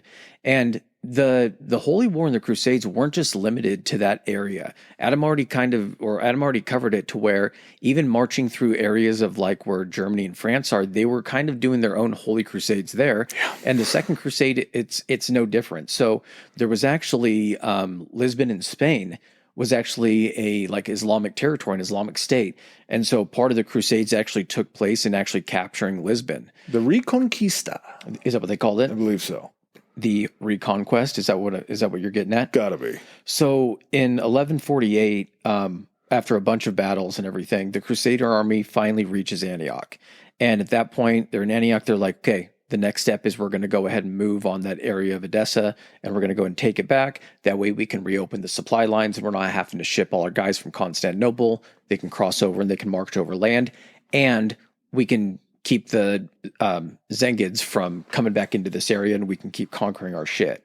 So the plan is to move on Odessa, but Baldwin III down there in Jerusalem is like, hold up. I think I have an idea. I think you guys should go and take Damascus instead. And they're like, why would we do that? We need to kind of take the Zengids out and push them out of this earth. Like, trust me. We need to take Damascus. That's what's going to be the linchpin here. It's going to work out great for everybody. So July 24th and 28th of 1148 is the siege of Damascus, and is basically just a big fucking shitstorm for the Crusaders. It even causes it to the point where the French and Germans are feeling like betrayed by one another because they're not like supporting each other and everything. The Crusaders are still controlling Jerusalem at this time, but essentially the reinforcements that were sent down there to pretty much retake Edessa, all that area, they kind of marched out into enemy territory and they got their pee-pee smoked. What really comes out of it is the Reconquista going on in Liberia actually goes pretty well. They start to suppress, they start to push down, kind of clearing Portugal. The big thing that we get out of this is the rise of a general named Saladin. And Saladin would end up taking Jerusalem. And Saladin is a pretty bad mofo. He served under Nur al-Din for the Zengids. Oh, buddy, you're getting ahead of yourself before we even How much get into further? Saladin. There's some stuff that goes on. Okay. So, and one thing that is just fucking cool as shit. So, kind of the failure of these campaigns, because kind of what Baldwin is dealing with is, yeah, they have that kingdom of Jerusalem and everything, but with having that kingdom, you still have all your soldiers are still up north. You still don't have that support of that Second Crusade. You also don't have a pillowy south. That's what I'm saying. That's where right to your south, that's where the majority of your opposition is coming from. And so the failure of these campaigns like Damascus and everything, all the people that are in the Holy Land, and I mean, they've been established there for not a huge portion of time, but they've been down there for a little while. Yeah. It starts to cause this like rift. 2 Baldwin's worth. Yeah, that's exactly. It starts to kind of cause this rift between the Christians that are down there established in these kingdoms and the new Crusaders. They're like, you guys are supposed to come down here and do some shit that's helping us, and you guys are just kind of up there getting your asses kicked. And it also hurts the reputation of the papacy because they were the ones that this was supposed to be the one that was run by kings and organized, and this was the one that was going to put everything to doubt as far as who was going to rule this area. And people are looking at the church and being like, what was that again? You guys got buried in Damascus. Yeah. You're 130 miles from fucking Jerusalem, and you guys get, they don't get wiped, but it's definitely embarrassing. It reduces their ability to essentially make any type of headway in that area. In 1152, Raymond II of Tripoli becomes the first Frankish victim of the assassins. Ooh. And the assassins were a real fucking thing. I'm trying to remember who actually ran them. I don't think it was the Zengids. It might have been. But essentially, the order that we get the game, the Assassin's Creed games and everything like that, took the inspiration and the idea from this league, essentially, of assassins. Really? Yes. Huh. And so, kind of to, as far as where everything sits at the time, you have North Africa, and the majority of Syria is controlled by the Fatimids. You have Edessa and that area, Zengid, Kingdom of Jerusalem, which at some point, the Kingdom of Jerusalem didn't even include Jerusalem. So Jerusalem was still in the hands of the Crusaders. But the Kingdom of Jerusalem, because it was kind of spread out into who had control of stuff, so the Kingdom of Jerusalem was actually in control by the Byzantines. And it was an area that kind of surrounded Jerusalem a little bit, but it didn't actually include the city itself, which is kind of funny. You had the Latin Christian states that were there, and then you have this kind of new player in Iraq and Iran. It was the Seleucids. So they're kind of the power that's kind of rising essentially like in the East as well. And everybody is just fighting everybody. So, like you said, the Zengids end up taking Damascus. All of Syria is now under Zengid rule. And because of that, Baldwin has to end up signing a treaty because he's kind of been cut off from any of that support. And the Zengids are basically kind of closing in that fucking hand over the north. And Baldwin is just basically like, okay, yeah, I can tell this isn't really going well for me. I don't know. Is there going to be a third crusade? I don't know. So ends up signing this treaty, basically being like, hey, we're not going to go ahead and try to spread out or try to, we'll refrain from hostilities with you and everything. Because also at the same time, the Zengids coming in from the north, they're like, probably best at this time if we're not just fighting both the Crusaders and the Fatimids. So it's like, you guys are not a threat, but at the same time, we don't want to waste resources. We'll come back for you later. But like, let's go ahead and make sure that we don't have your guys from Jerusalem in these areas coming and trying to attack us in the back while we're fighting the Fatimids. So 1163, 10 years after that, Baldwin III goes down. And guess who comes in? Not Baldwin IV. This guy named Almeric of Jerusalem. He's the brother of Baldwin III. So I guess he didn't have any kids, and he's crowned. Now this dude, Almeric, the Muslims say was the bravest and cleverest of the Crusader kings. And apparently, I don't know how long that reputation stuck, because in 1163, all the way to 1169, he's like, you know what we should do? I got this treaty going on with the Zengids. I don't got to worry about them from like the north or from the east at this point. The Fatimids, though, they don't have it. You know, they're fighting them. And because they're fighting them, maybe they're a little bit weakened. So I think what we do is we shore up our borders a little bit. And we're going to launch 4 fucking invasions of Egypt by this guy.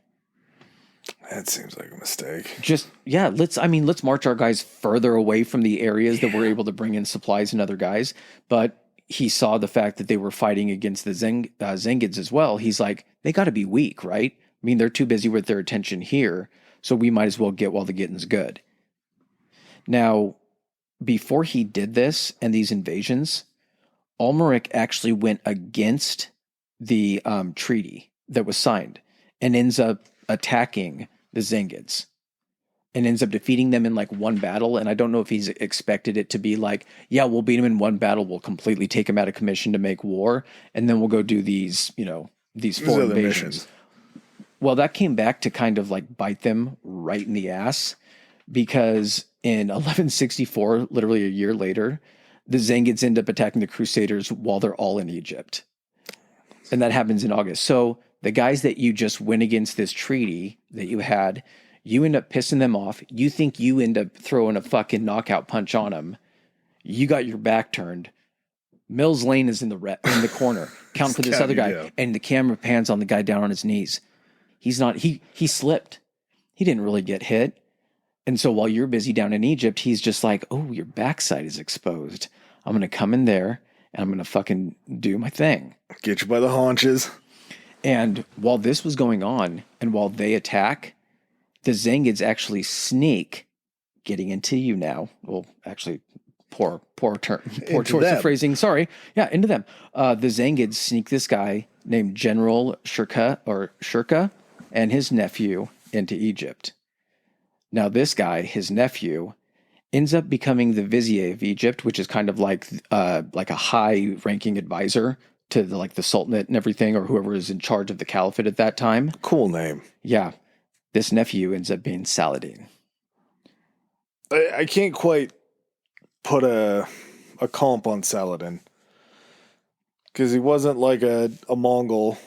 He didn't seem to quite have their success. But he wasn't nearly nothing. Like he was a pretty good general, it seems like. One of his major things. So they get attacked. The Crusaders get attacked by the Zengids in August. Saladin is essentially with that Zengid empire because they snuck him in and everything. And then in October, Saladin ends up, in 1169. That's when Shirka actually dies, and that's when Saladin is made vizier, so that's when he's in a position to actually command and everything. He ends up beating this massive crusader, joint crusader Byzantine force at this place called Damietta. And it was during this, of course, it's a fucking siege. They're all fucking sieges. But Damietta was on the coast of, I want to say, Egypt, and it was like a really important port city. Yeah, this won't be the only time we mention Damietta in this. Yeah, so its strategic importance is known very early on. But if you can gain Damietta, you can then bring in supplies and you can start establishing that, essentially what would be like a beachhead to try to invade, Egypt and kind of push them out. I believe it's on the Nile too, so it's maybe even deeper into Africa, which even better. Yeah, so much better. So we come to 1174 when finally in July we get to Baldwin IV. Oh, good. And this dude, if anyone has ever seen Kingdom of Heaven, I think it's a great movie. It's a Ridley Scott movie, and it basically covers the time frame between the Second and Third Crusades. The Leper King is Baldwin IV. So he's made king at age 13, And he's the leper king that has to wear like the steel mask and everything. So this guy's not projected to live very long. Well, he's got leprosy. Yeah. So 1177 rolls around, and Baldwin, at that time now 16, Baldwin, this guy named Renaud de Chatillon, and the Templars. Now, just to kind of provide a breakdown of some of these different organization of knights, they'll have these groups of them where you get like the Knights Templar, which is very hilarious. I think you listened to the podcast where we heard this about how like a lot of dudes will, like in England and Britain and stuff like that, will have like Knights Templar, like tattoos and like references to it and everything like that. And even people, they use so much of that iconography and everything, even here in the States. We did a whole episode on them. I know, but most people don't know that it was a French order of knights. No, certainly not. Yeah. So the Templars are essentially like a French order of knights. You have the Knights Hospitalier, who were basically an order of knights, but they also ran like a bunch of the hospitals in the Holy Land. The reason why we have the word hospitals is these guys. Is the Knights Hospitalier. Sure. And then you get the like later on you get like the Teutonic Knights, who I believe were more like the Holy Roman Empire, maybe German type. Probably more Germanic. Yeah. Because there is a shift, I think, in this where it ceases to be the Holy Roman Empire and is just the Kingdom of Germany. Oh, really? I think so. Well, it fucking takes place over a long enough period of time that there's going to be some regional changes. We'll figure it out. So, Baldwin, Renaud, and the Templars beat Saladin at this thing called the Battle of Montgisard. Jesus Christ, I can't pronounce this. Montgisard.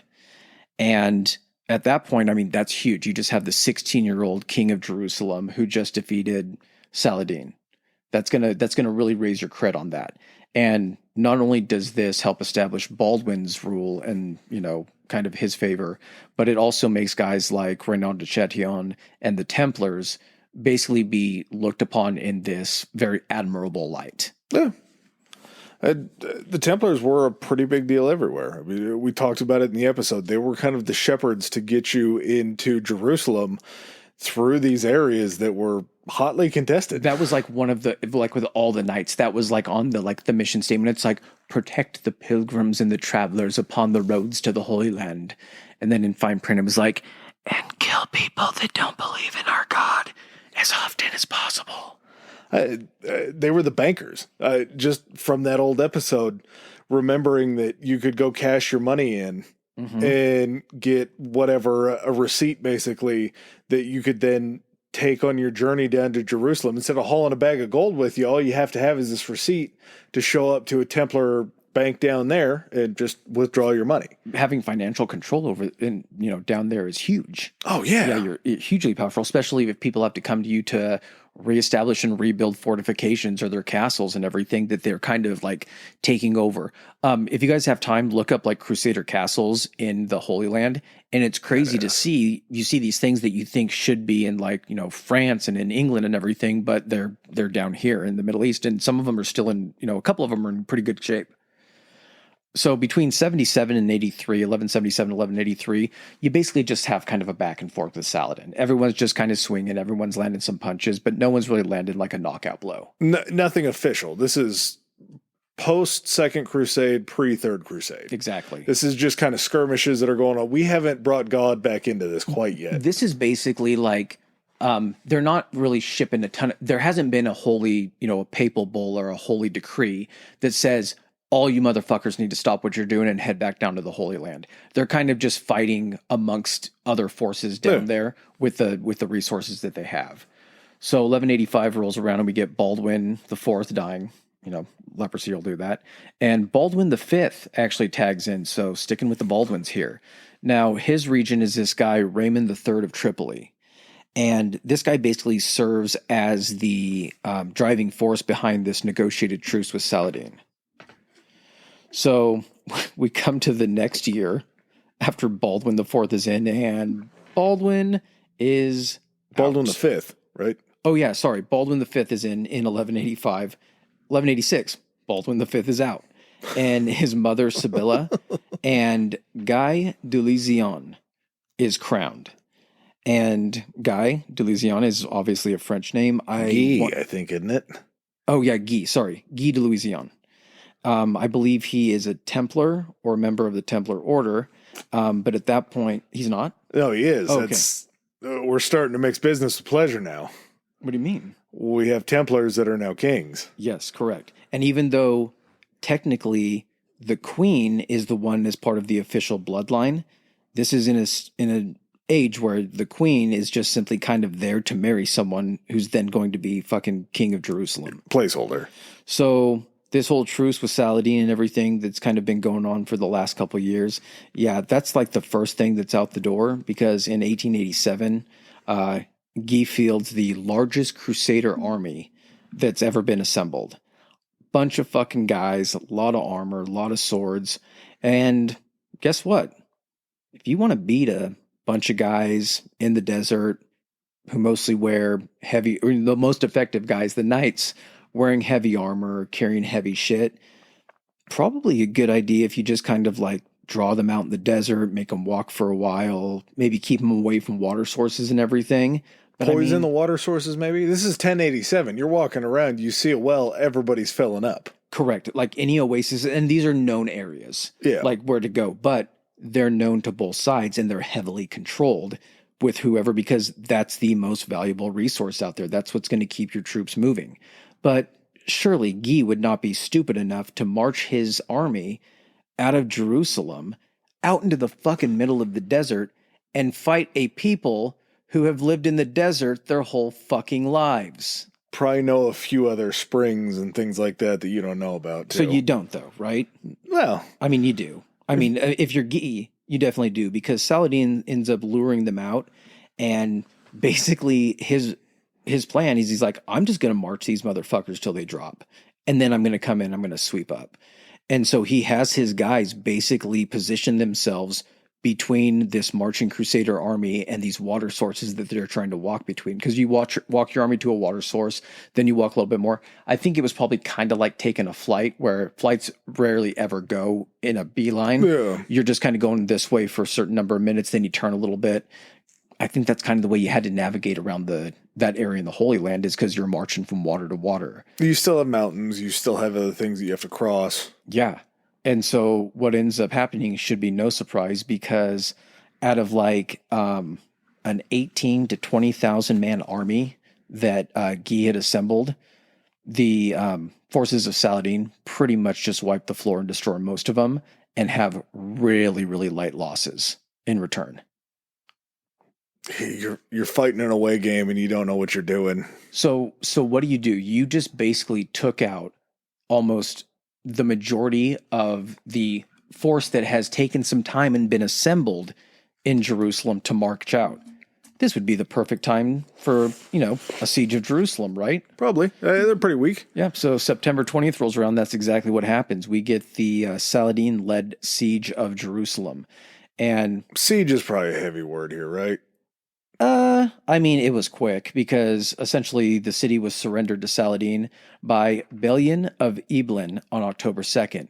So we've literally just covered essentially from the time when Baldwin the leper was king and Guy gets crowned king. That's basically like the entire plot point and the length of the movie of Kingdom of Heaven, is it discusses this time. It's good, man. Ridley Scott has a director's cut that's like, I think like 2.5 hours long, but it like fills in a lot of cool, like crusader, like tidbits and all this kind of stuff. Of course, it's completely dramatized, and it's got Orlando Bloom. He's so handsome. And I know we're going to get responses and be like, you guys gay? And you're like, no, I fucking can acknowledge a fucking handsome man. When you say get responses, you mean get more responses? Get more responses, exactly. But yeah, so basically Saladin at this point, in an opposite move of the Crusaders, is like, okay, you're going to surrender the city. He's like, here's the terms. I think this is what Bailey Niblin requested as the terms. He's like, you surrender the city and I will give safe conduct and travel to all Christian souls out of the Holy Land and then back to the areas that you guys are going to control. The ones that we're not going to contest you for right away. Wasn't it unless you were a Jerusalem-born Christian? And you could stay, right? Yeah. Yeah, and then you would be able to stay.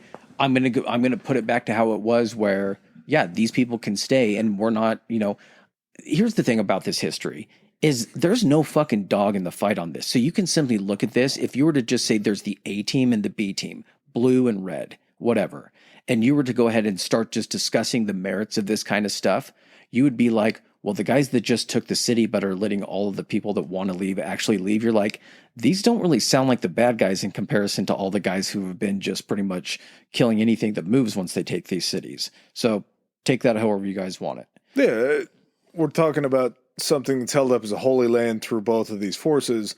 But at the same time, one of them kind of looks at more like, hey, this is a business. We have some history here. The other ones are like, not a business. This is all of our history. We're taking everything. You get nothing out of it. Yep. Well, news of this gets back to wherever the fuck the Pope is at this point. And I don't know if this is exactly what caused it, but the timing, if we talk about the timing that it took the conqueror of Jerusalem for the news to end up getting back to the Pope. Yeah. And then we look at this timeline of surrender on October 2nd and October 19th when Pope Urban III dies. I kind of want to imagine that he got the fucking scroll or the paper, whatever it was on.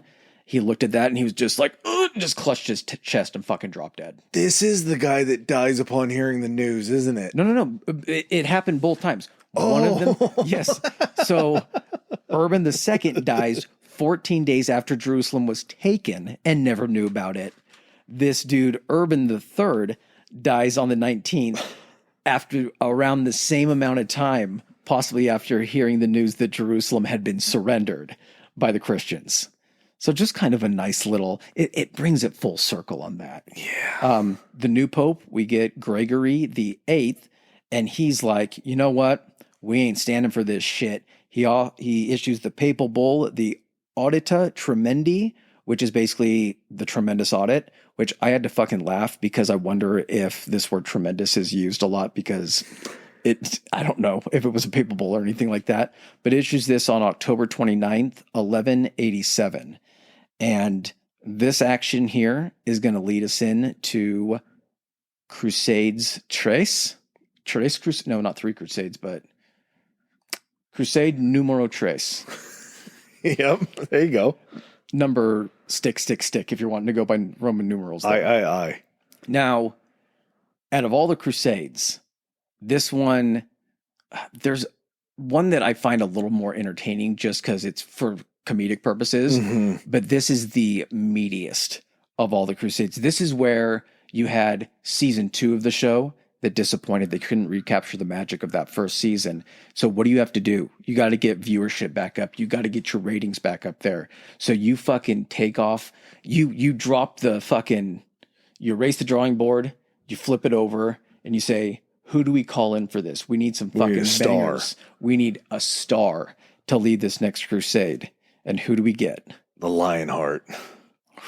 Richard I of England. We covered this guy in the monarchy episode, and then we covered his idiot that followed him, King John.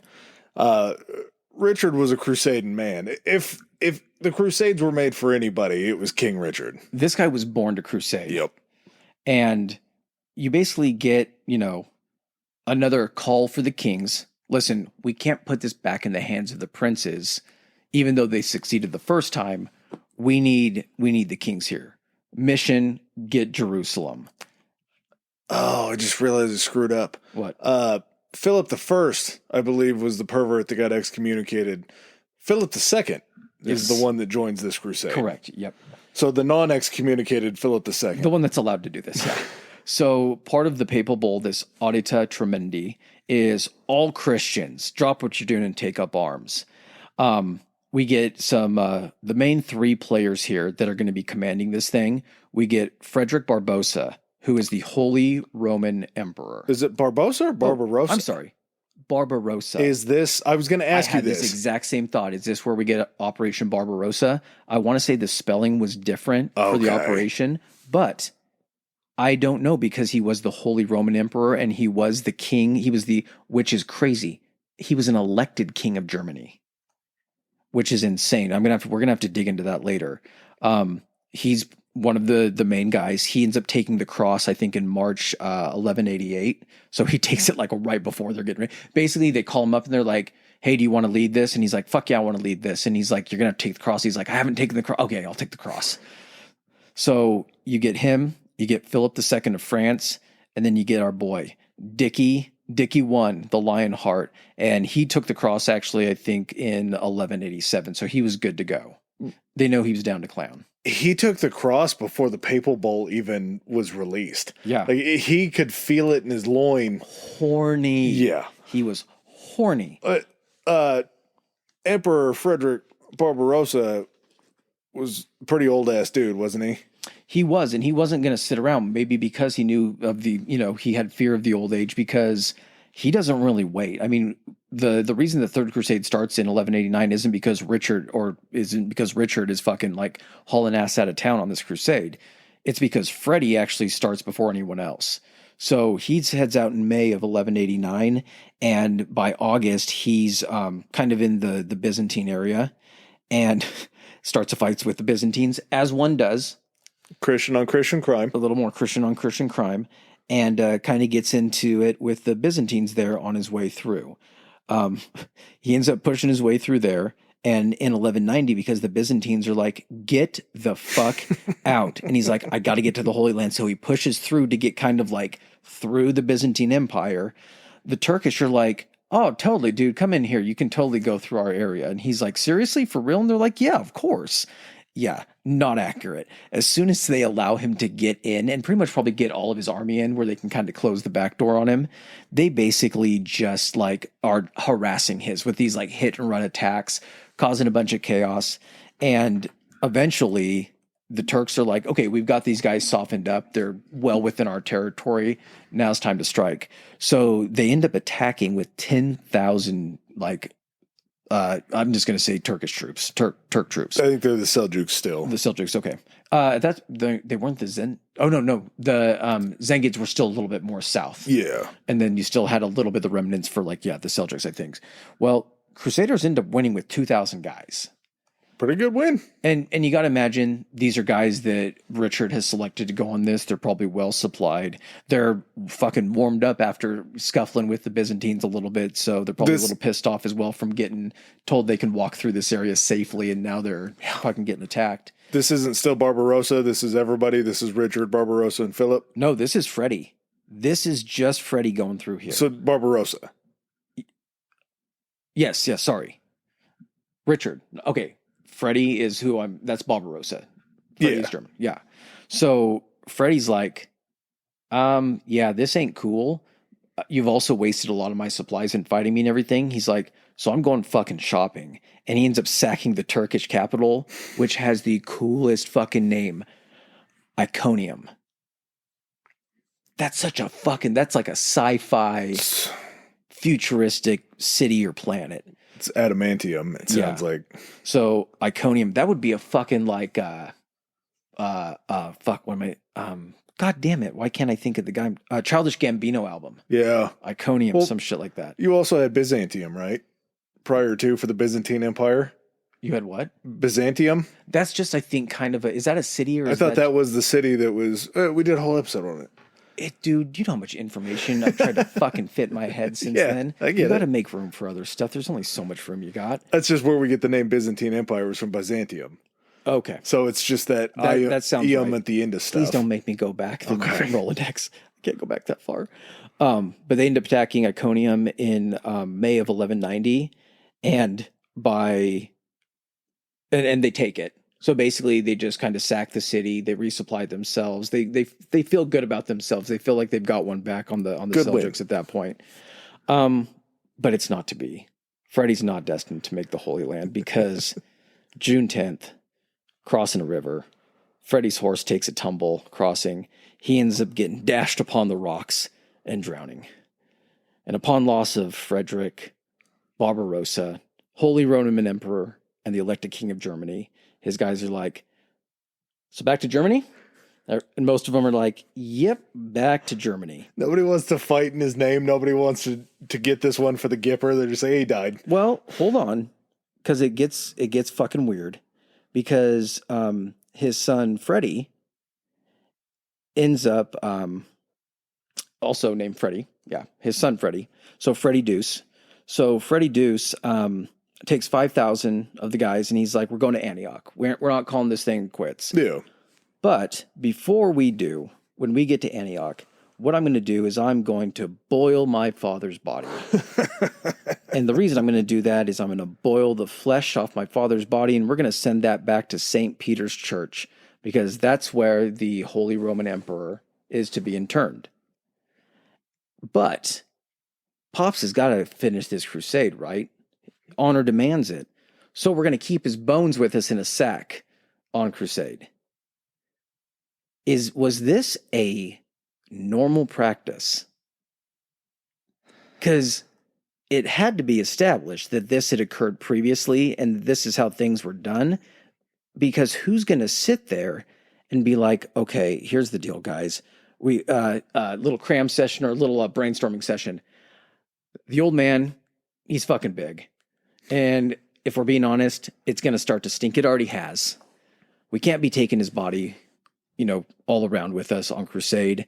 And he's going to kill me if I don't send him back to be buried in St. Peter's Church. So ideas. Someone start kicking out stuff. And some guy's like, why don't we have chicken? When you boil the chicken, the meat comes off the bone. And then you can just eat the meat. And then you just throw the bone away.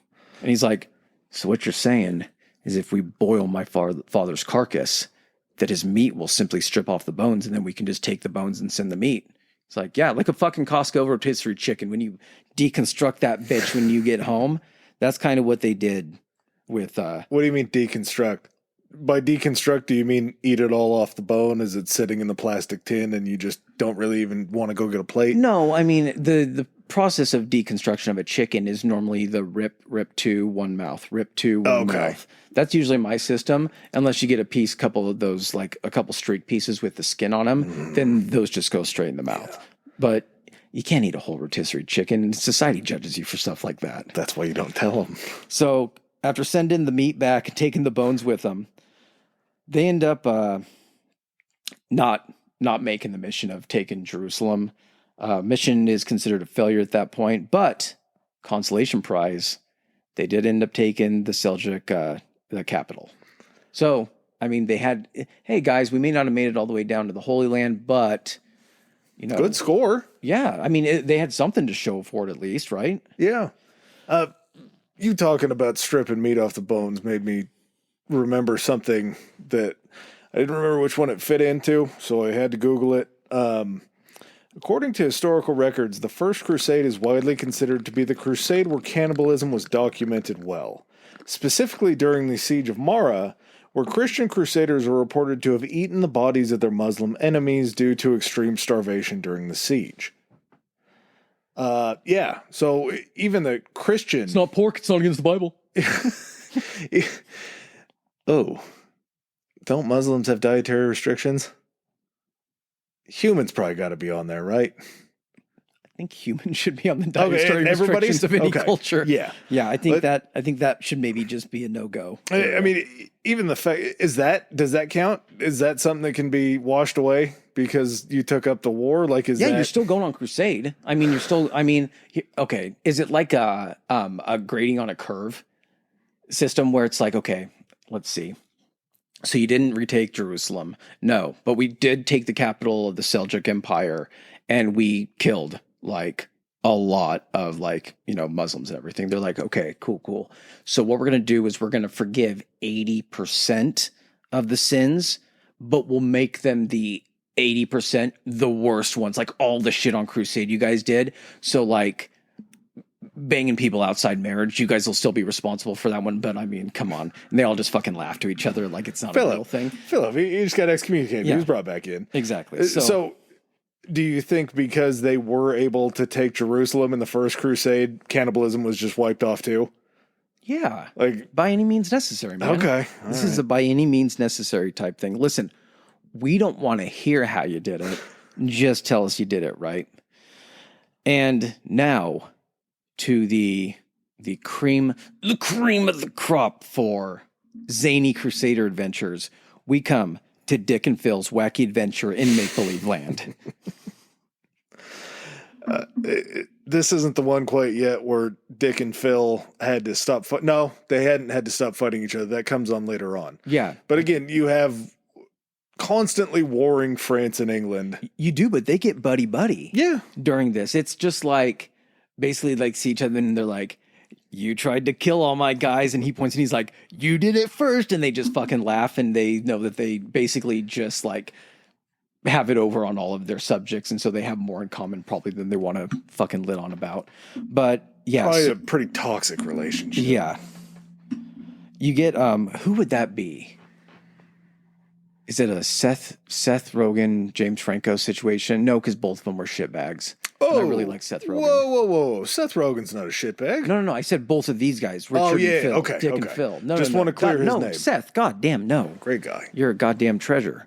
Yeah, I'm trying to think of like who are two frenemies that are really.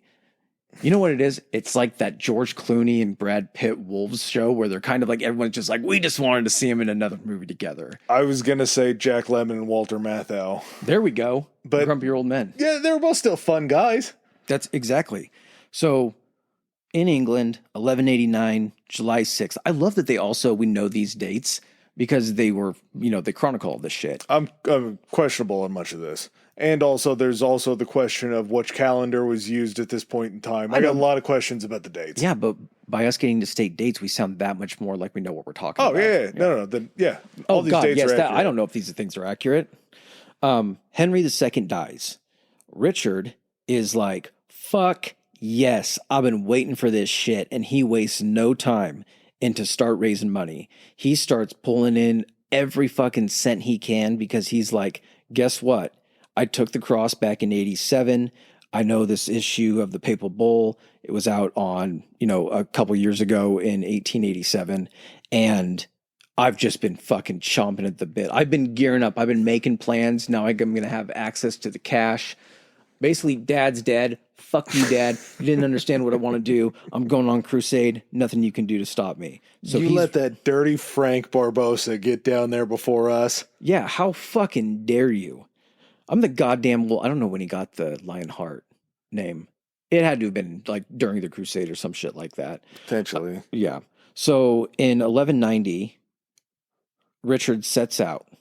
He's going to make a pit stop in Lisbon, as one does. You gotta warm up. You got to maybe resupply if you guys still have that area. Yeah. And meets up with Phil in the middle of France. They don't even like meet up on the coast. It doesn't even feel strategic. It's like right in the middle of France. And they're just like, so you mean we're going to march our guys as far as we can overland? I also think that he didn't take all of his guys to Lisbon. I think he probably got his guys across the English Channel and started marching them probably the shortest distance to like the south of France and Italy. Yeah. So that's probably where they were going to meet up anyway. You think Richard looks back at his munitions guys like, hey, he doesn't see we're here. Fire one over his bow. Mm-hmm. You just see Philip and the rest of the French turn around like, oh, God. Oh, no, this was an ambush. He's like, I want every fucking cannon firing to announce my presence. I want everyone rock hard when we walk up on these fucking French. So July 4th, they end up setting out. And basically, they march for a little while, like all of them together, which, what was that even fucking like? To have all those guys who literally had to just take a time out from fighting each other. And they're just like, oh, we're marching next to these fucking guys. So maybe seeing guys that you've met on the battlefield. No shit, right? Especially like, if you're like a commander and an officer, you've definitely commanded against some of these other guys and been beaten by them. The guy that had won like the last battle between you is just like, sup, fucking loser. Hey, Pierre, Mons, how's it going, man? Haven't seen you since Savagnon. Yeah. Oh, I see they didn't take your rank. Oh, they did take your rank down a little bit. Oh, that's a fucking shame. That's right. We won that one. So they end up parting ways after a little bit. They probably got tired of each other, to be honest. They're like, okay, we've shown the goddamn church that we're going to try to present a unified front, but I guess we'll meet again back down in Sicily. I think Messina is kind of like, if you were heading down, Messina is the spot to meet up where then you could all kind of like leave together. So Richard's like, okay, I'm going to take 800 of my guys and I'm actually heading for Marseille. Some of my other troops are going to meet in another place because most of the places you would meet would be like the Italian, like Venice, Genoa, and they just basically had the capability of getting everyone down there. Not Richard. He's going to Marseille. He wants to see Marseille a little bit. So Philip ends up heading to Genoa. And by the time Richard gets to Marseille, his fleet's not there. All those ships he sent from England that were supposed to come down, that were going to carry supplies that they didn't have to take overland, and also take all of his troops to the Holy Land, It's not showing up. So he's like waiting around for a little bit. And you got to imagine you're the admiral of his fucking fleet. And by the time he gets down there after marching and shit, that you're not down there yet. And he's just sitting there looking at the goddamn sundial and being like, this guy better have a fucking story to tell when he gets down here. And you're the French admiral sailing and you've gone through a storm and you know you're a fucking week late and you're just like, this guy's going to fucking behead me so hard. I'm dead as soon as I get there. You just have his first mate, the guy waiting in line being like, yes, yes. So his fleet's not there. So what's a king to do? Hire a bunch of fucking ships and get me and my 800 guys down there to fucking, the Holy Land. So money is no option for Richard when it comes to a situation like this. No. He's been raising funds and he has access to the treasury of fucking England. So not going to be an issue. And dude, this is what he feels like he was born for. He's going to spare no expense. So he's going to actually hire ships to get down to Sicily, to get to Messina on August 7th. And just kind of geographically, you have where he's getting on in Marseille, which is basically up at the root of the dick of Italy. And then you have Messina on Sicily, which is basically like the tip of the penis of Italy. And it's off just the little strait between Sicily and the Italy proper.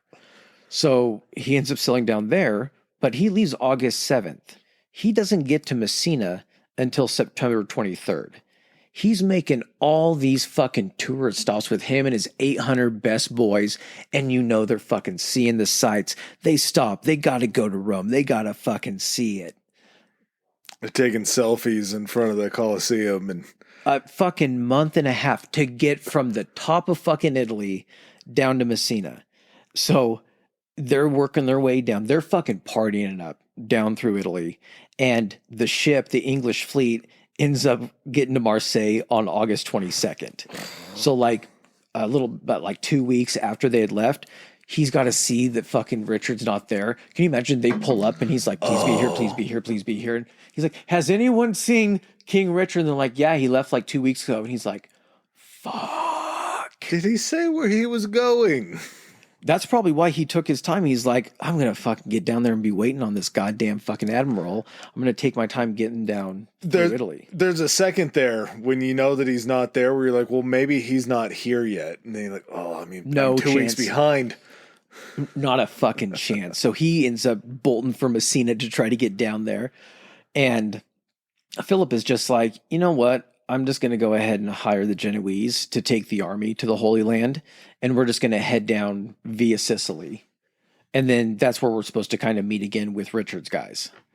Well, Richard ends up getting to Messina a little early. And instead of just kind of chilling out and waiting, Richard is like, fuck it. I'm going to go ahead and capture Messina while I'm down here. And why would Richard do that, you ask? It's because this guy, King Tancred, ended up locking up Richard's sister because she was the wife of the previous king. And when he died, he took power and he's like, yeah, you're kind of the link essentially to like the kingdom and like your brother Richard. So I'm going to go ahead and lock you up. Richard's pretty liberal with his sisters. So I think this one goes with him. Yeah, okay. Yeah, this one she won't be heading back home. This isn't like, hey, is this the same sister? Yeah. Oh, okay. Yeah, I believe so. You guys are in for a treat. Yeah. So he ends up breaking his sister out and conquering Messina. So Philip, ends up rolling up and he's like, oh my God, what happened? He's like, yeah, the guy had my sister. And he's like, oh, totally understandable. He's like, so we have Messina now. And he's like, yeah, we totally got Messina.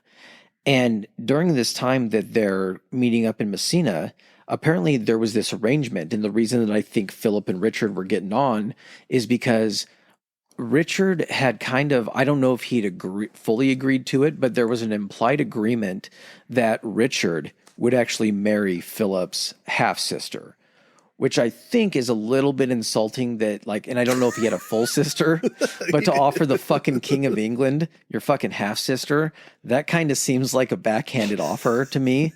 I'm not here to judge, but it's a half of something. So her right leg is a half inch shorter than her left leg. She has a glass eye. Still in pretty good shape though. She's used. You're not getting one fresh off the lot. This is coming with 2 previous owners. Well, and Richard is like, so I'm totally gonna marry this other woman. And Philip is like, yeah, but remember, like, my half sister, dude, like, totally check her. And he's like, yeah, I'm not marrying her. He's like, I've already selected somebody I'm gonna marry, and sorry, dude. And so basically, this leads to the breakup of Philip and Richard. So what were once as close as brothers, having mouth kissed on several occasions, probably or not. Yeah, they have a little bit of a falling out because someone won't marry someone else's half sister. Problems, man. First world problems for these guys. But they're still on the way to war, right? Like, I mean, yeah, it'd be good if you were a team and one cohesive unit going in there. Fuck that at this point. So 1191, Philip's like, well, guess what? You're not going to marry my half sister. I'm fucking out of here. I'm heading for the Holy Land, you English bitch. And basically arrives in Tyre. I'm going to go Tyre because that's had the E on the end of it. And arrives there in April. And basically he's able to engage and kind of join the siege of, and what did we decide? Acre? Yeah, Acre. So basically joins the siege of Acre. And Richard ends up not even leaving Sicily till April 10th. So basically, I think it was like April 30th that Philip was there in Tyre. And basically, Richard was had barely left Sicily with his guys. It did make sense, though, because he had to wait for his fucking admiral to get there, which I'm guessing, man, I would love to know if that guy remained the admiral or alive. I would probably say more alive than admiral. Yeah. He probably had a better chance at staying alive. Maybe. You're on thin fucking ice, Buster. Yeah. You better get us to the Holy Land without any issues. And that's exactly what he didn't do, because there was 180 ships that set out with Richard and his squad. They end up fucking hitting a storm. The ship, I'm going to try to remember this because I didn't write down every detail, but it's fucking hilarious. Somehow the ship that had all of the money and treasure and funding for that kind of stuff, along with his sister, and his wife, ends up like running like aground or something like that. And in some crazy fucking series of events, this leads to this ship being possessed by the island of Cyprus. And so Richard ends up, I'm not sure if he got taken captive or he just ended up landing on Cyprus. This was also kind of a staging ground. You could kind of get all your ships together, get them kind of all timed up, and then all of you sail to the much shorter distance into the Holy Land at that point. Makes sense, I guess. Yeah. So this leads to what I have deemed as the Cyprus incident, in which Richard proceeds then to conquer the island of Cyprus. You just conquered that last place. Probably need to conquer this place, I guess. Wasn't very hard to conquer the last place, and I mean, dude, you kind of got all my gold. Yeah. And so what am I supposed to do? Take my eyes, but not my gold. Exactly. So after conquering Cyprus, which I think he probably got all of his boys together, he's like, "Hey guys, guess what? Set up shop here. This is our new island. We now have the big one up further in the north, and we have another little one here. We just brought home that much closer." Yeah. 'Tis odd land now. Richard ends up getting to Acre on June 8th. And because this siege still isn't broken, he's like, all right, fucking big boys here, and gets like immediately to work. Like he shows up, all of his guys come in. The other guys have settled in for probably what they have determined at this point is already a long siege. They're comfortable. They're relaxed. Hey, we're not in a huge rush. Richard comes in. He's like, get to fucking work. And basically has them start building like siege engines, siege towers. He gets there on June 8th. The city is captured on July 12th. Sounds pretty good. Sounds pretty fast, pretty efficient. You don't think? No, what I'm saying is you can't deny the guy's what you would call a force multiplier. Sure. But yeah, comes in and already he's the darling. And because now you have Philip, who is not on good terms with Richard. You have Richard, and then you also had the guy there that was before Philip even got there that was running the siege. So you basically have this squabbling and arguing over how they're going to kind of divvy up like the spoils and all this shit from Acre. And this whole thing then comes out because there's some questions over down in the kingdom of Jerusalem about who should actually be king. There apparently has been a little crisis of secession, some questions being raised, and it comes to this kind of argument. And I think one of the guys that was down there at H.R.E was also Leopold of Austria. There's a whole backstory set up to everything that's going on down there that almost deserves an entire episode, with who King Richard may have been aligned with and all that kind of stuff. That is so absolutely fascinating, because there was like a lot of backstabbing going on, and It's I like don't know, political intrigue and like that kind of shit. I don't know if you'll get to it, but there's a couple assassinations that go on in this point in time. I get to it. Yeah, I'm not leaving that kind of shit out. So we end up getting to this situation where you have basically kind of two front runners for the kingdom of Jerusalem. And again, the sole goal, or the sole public, or, goal that's put out to the public of these, is to capture Jerusalem and make sure we, maintain the Holy Land. Dude, it's a crusade. What else would you crusade for than capturing Jerusalem? We're not capturing it, keeping Jerusalem, because they had it at this point. Sorry. Isn't it just a kingdom? Mm-hmm. Did they have Jerusalem proper? No. I think it was just the kingdom at that point, because that's the whole point. Had they lost it at the end of the second. So two guys, one of them should sound familiar, Guy de Lusignan, the guy that marched his entire army out into the fucking desert and got completely just money shotted all over the face. He found bumfuck Egypt, and they marched to it. Here's a thing about that, a kind of an aftermath of that battle with Saladin, where he wiped out those guys. So he didn't kill Guy, obviously, and he was like, a king doesn't kill a king. So he even had recognition of him. He did, however, murder the fuck out of Reynard de Chatillon, because Reynard had done some shit either to like family, or had gone on kind of indiscriminate killing of like Islamic people in the land, when there was supposed to be some type of like relative peace before this whole thing went down. Probably too, because his name was Renard. Yeah. So Guy ends up being like released as a prisoner some years before, and has somehow still has loyalty. I don't know if it's because of his standing within like the Holy Roman Empire or France, or what the fuck it was, but he was somehow kind of one of the guys that was being pushed for this king of Jerusalem. So you had Guy, and then you had this guy Conrad, and I don't know exactly what Conrad's significance was. I should have looked into it more, or should have remembered it more, but we all make notes when we're stoned. Philip and Leopold are like, Conrad's the dude. This is the dude that Austria and France are backing for the kingdom of Jerusalem. And Richard's like, I don't know if he just did it out of spite, or if he was just like, no, Guy is the guy.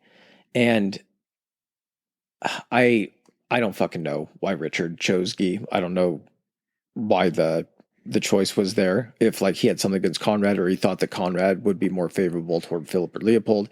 All I know is that this kind of just even made a larger rift. So now you have crusaders in the Holy Land that are essentially at odds with who they think should be fucking basically king of the Holy Land. Yeah. In addition to all of the Islamic states that are against you at this point as well. In addition to actually having to do this, like having to complete the mission. Yeah. And the thing is too, is because of Saladin, you had a lot more unity in the Islamic states as far as like who they were fighting and everything. So that was, you weren't fighting as many factions that were kind of scattered and even infighting with each other. Yeah, I forgot to mention it. Just during this whole entire time we've been playing the Christian side of this, all of the Syrian and Egyptian forces had been concentrated under Saladin. Mm-hmm. So he has risen to the ranks to where he can call from pretty much anywhere. He has risen. Yeah, from pretty much anywhere that he needs backup. So you're not just facing one guy that has this roving group that's very tough to beat. You're facing a guy who now has amassed a ton of forces. Mm-hmm. So Philip and Leopold, I don't know if they just got butthurt about this situation, but basically they're like, hey, we made it down here, Holy Land. We did some stuff. We got H.R.E back. They end up leaving the Holy Land. So Philip ends up leaving 7,000 crusaders and 5,000 silver marks to end up paying him with, which I was looking at that number and I was like, okay, what's the value of silver marks? Because you've basically left less silver marks than you've left crusaders. And is everybody just getting a portion of a silver mark? Like, how the fuck are you paying these guys? That's a good point. Is that 1 week's salary? What? I don't know. He's like, okay, here's a bag of money, and just fucking peaced out. On August 20th, Richard thinks that Saladin, they've had some skirmishes and everything like that.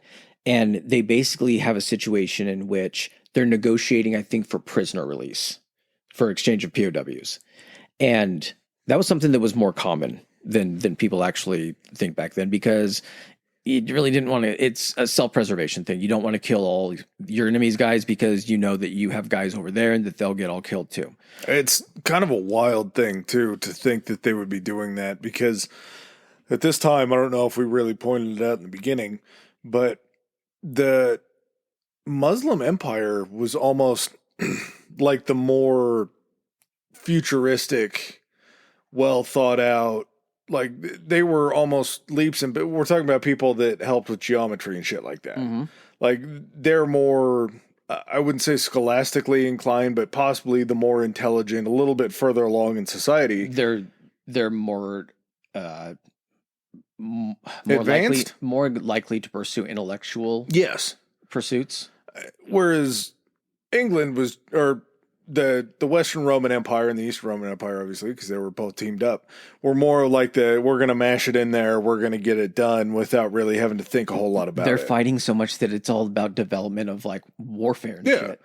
And that's the way that the Muslims look at the Christians. It's like, you guys are so caught up in trying to win a war, you don't understand like how to hold stuff up in society. Which, I mean, obviously that's a little off, and it was probably a little bit of an extreme thought. But at the same time, when you think about how the Christians viewed the Muslims as savages and terrible people, there's a lot of like, they believe kind of different things about each other. Yeah. To be able to come together and be like, oh, well, you guys would be willing to exchange POWs with us? Well, okay. Well, hold on. Well, this instance is not a good example of that, because Richard ends up thinking that Saladin is kind of like pussyfooting and like delaying this on purpose. I don't know if he expected like he was trying to gather forces or do something like that, but basically because he thought he was delaying it, he takes 2,700 of the Muslim POWs and has them decapitated in full view. It was a bad time to bring that up. Of Saladin's fucking army. In full view. And so Saladin's like, I can do the same thing, and basically just has all of the Christian POWs killed as well. So that's an exchange of sorts. It's an exchange of blood, not an exchange of prisoners. I mean, is it a wash at that point? You're either going to get back a similar amount or you're going to kill a certain amount. So it's all... You're feeding less people. I hate the fact that I'm even trying to boil it down when it comes to human lives like that, but it's so ridiculous that you're just like, cut off 2,700 people's heads. How fucking long would that take? It's a lot. It's a lot of people. Do you set it up? I just had a really horrible thought. Like how many would you have to, because it's not 2,700 troops probably lining up. It's probably like, they're doing it in waves. Like at what point do you think you'd like get into your groove? There's the question of getting in your groove with the hack move. Do you line them all up and then just ride a horse and hold the sword out and see how far you can get? Oh, no, you're not getting that much force, and your hand couldn't hold it like that. Like there would be a very specific sweet spot between getting in the groove and tiring enough to get it done in one. Yeah. I mean, it's a pretty morbid thing to go down, but it does kind of make you curious. Moving on.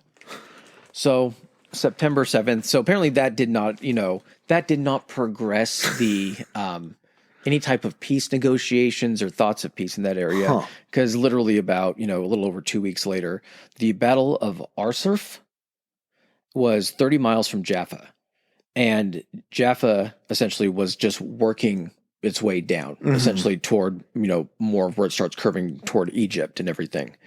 And during that battle, basically, this was like Richard making his statement, because he was kind of the main guy. The other time he came in, of course, he sped up the fucking siege of H.R.E. really quick, but this was basically Richard running the show. And Saladin ended up having to retreat, losing, I think, like 700, or sorry, not so, Jesus Christ, 7,000 troops. This is where I fell on that Saladin's a great general, but is it one of those things where like maybe Richard is just that much better? Because that's a pretty clear and concise. I mean, do you have fresher troops? Potentially, yeah. More well supplied, less battle weary and shit. But you're also talking about a guy who is able to resupply on the mainland and bring people up instead of Richard bringing people in on ships or hoping that the Byzantines will come down and help him. And that's the reason they were trying to capture Jaffa, is because it was, it's on the way, essentially. It's a key step to Jerusalem. So Richard, moves past the 30 miles because I think they attacked him 30 miles north of Jaffa. And then after making Saladin retreat, he's able to actually capture Jaffa. And I think at this point too, because Richard is on a hot streak at this point. Oh, yeah. He hasn't been beaten. In fact, he very heavily beat Saladin during this last engagement. And so them seeing him get closer to Jerusalem, I think Richard he knows what he has in his hand. He knows the momentum he's got. And so at this point, he actually reaches out and he's like, I want to meet with Saladin. And at that point, you got to imagine the conversation is going to go, hey, you've seen what happened in the last battle. I'm gaining more guys. I'm shipping more guys down. We got the momentum. What do you say? Maybe we just, you just kind of get out of Jerusalem. And Saladin's like, yeah, I'm not going to come meet with you, but you can speak to Al-Adil, who's his brother. So his brother ends up meeting with Richard a couple different times.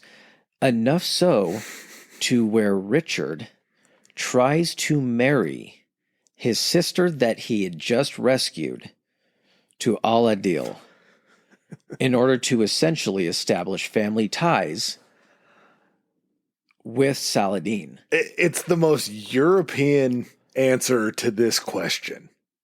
It's because and I'm not saying that was like a currency, because you did intermarry within that empire thing, but not anywhere to the degree, I don't believe, that they did in Europe. In Europe, it was fucking currency. Yeah, exactly. And that's what I mean. I think this was a purely European tactic. No, that's what I'm saying. Yeah, to where Saladin's brother was like, you what? You want me to... Her skin is fucked down here, man. It's not going to work. What are you talking about? He's like, yeah, that's how we do things. I offer you a sibling.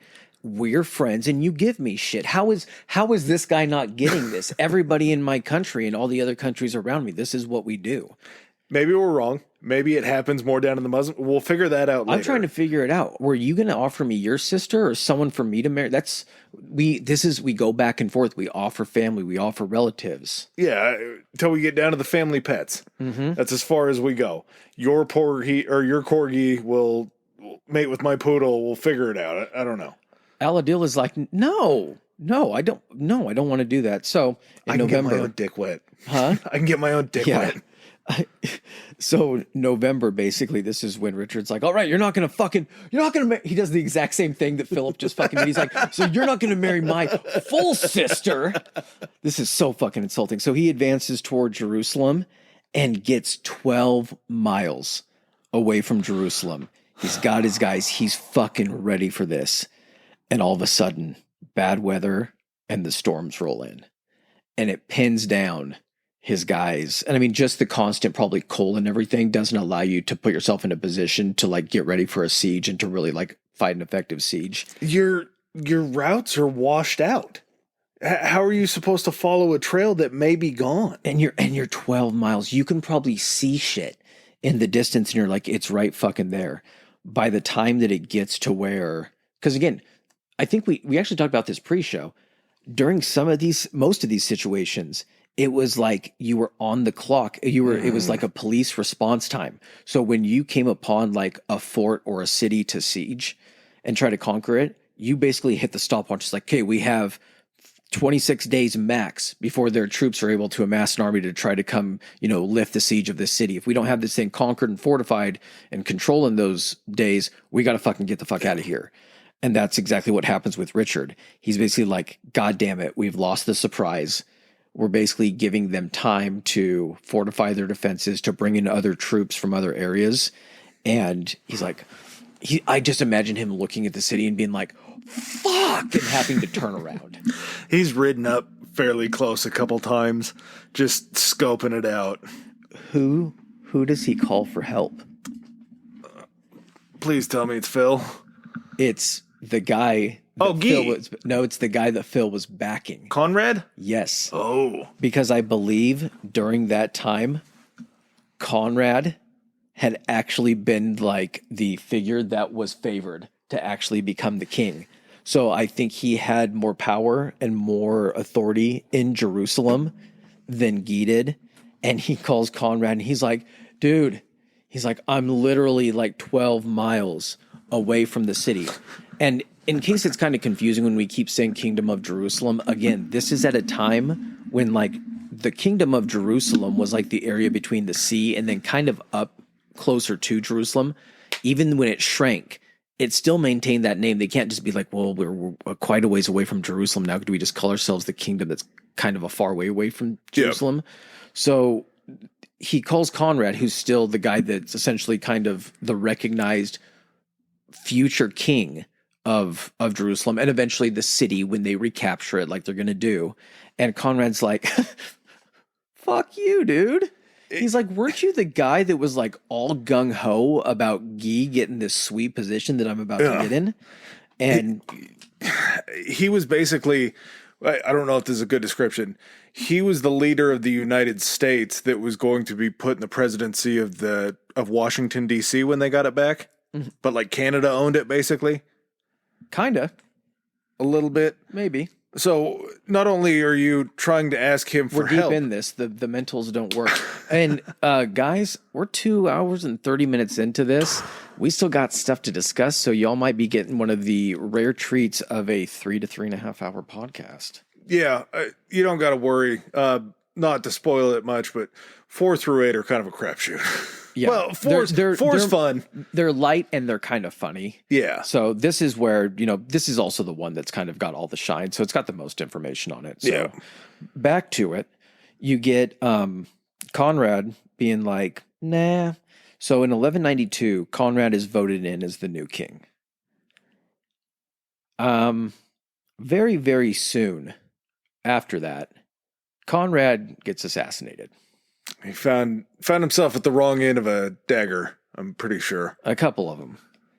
And there's reason to tie some threads together. Who knows? Speculation, conjecture, conspiracy, call it what you will. But the person that stand to benefit the most for Conrad's death was going to be Richard. And so there's reason to believe that Richard, that old slick dick, may have had Conrad whacked. Yeah, because more than reason. A mere 8 days later, Richard's nephew, Henry II, who was 26, marries Queen Isabella, who was 23. And the way that Conrad actually became king is because the line was actually through Isabella. I thought you said, oh, yeah, okay. And so she didn't have a husband anymore because Conrad was... And so, of course, and I looked this up. I was like, oh my God. I'm like, it's Richard's nephew. I'm like, Richard's only like 28. Wasn't he only like 28? He's pretty young. This time he was pretty young. And oh my God, his nephew's got to be like fucking 12 and he's marrying him off to this lady. Well, yeah, 26 and 23. So, hey, maybe these two crazy kids are going to make it. He's now the fucking king of Jerusalem and Richard's got him in his pocket. Life can't be better, right? Well, I mean, it could be better because you could actually have Jerusalem see instead of just being the kingdom that's kind of in the proximity of Jerusalem. You're king of a place that you're not allowed. The former kingdom of Jerusalem. But ends up July the next month, the Battle of Jaffa. Again, there's another one. There technically wasn't a first one. It was the battle that was 30 miles north of Jaffa. Am I pronouncing that right? That sounds Jaffa. Jesus, yeah, Jaffa. Good God. And Saladin kind of takes it. He's able to get in there. And this is before Richard shows up. I think he took it. I think he took it pretty hard because his guys were pissed. Yeah. So, well, no. What I mean is the debate about if he took it was how long he held it for them to consider it. But he ends up actually taking the city. Like, he's not just sieging it, he gets in there. Yeah.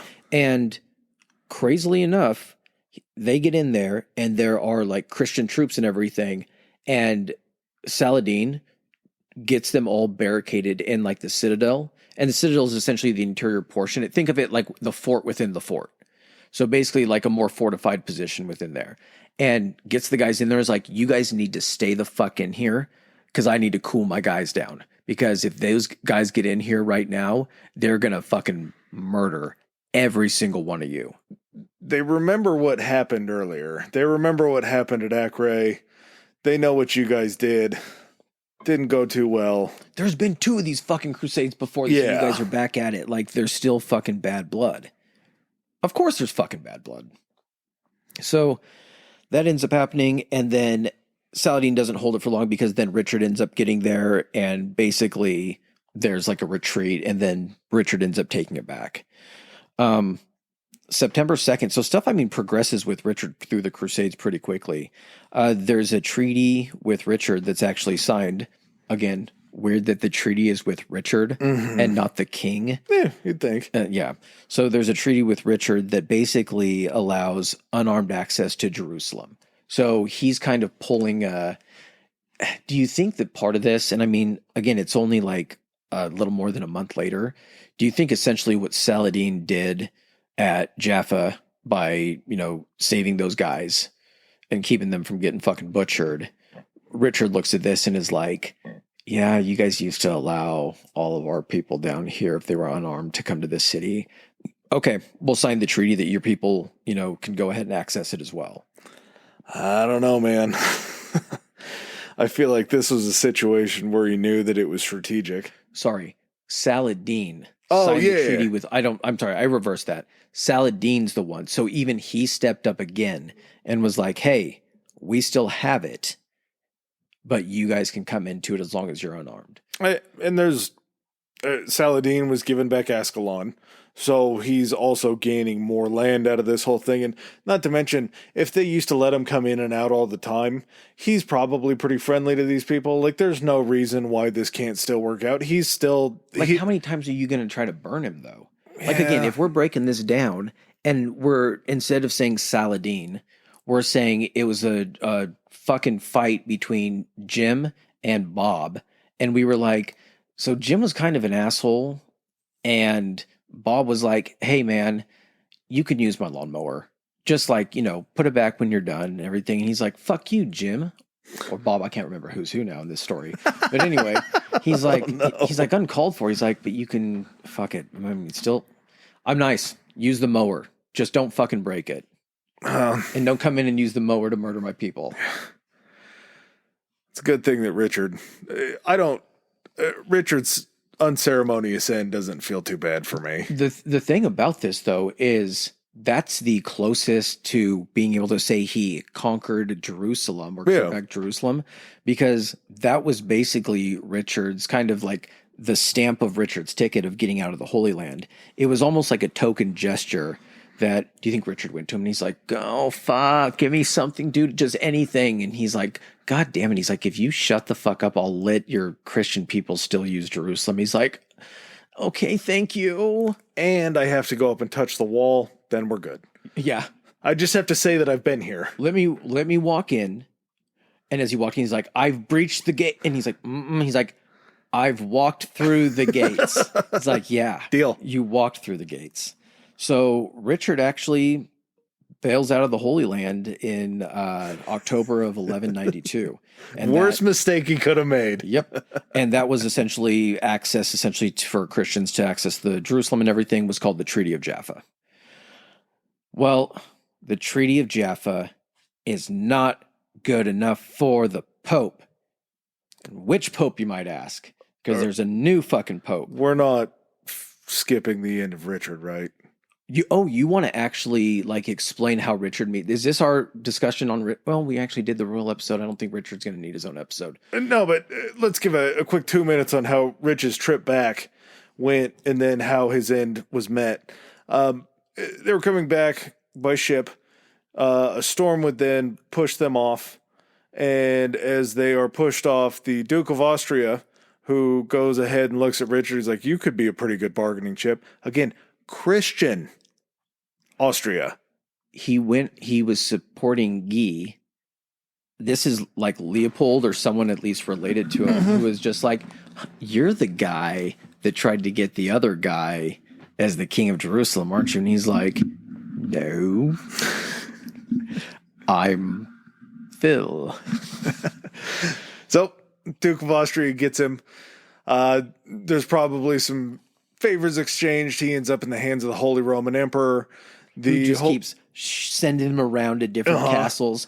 I'm guessing to probably keep him hidden, but I secretly think he was literally like a little traveling trophy that that the emperor of the fucking Holy Roman Empire was just like, okay, so who wants him next?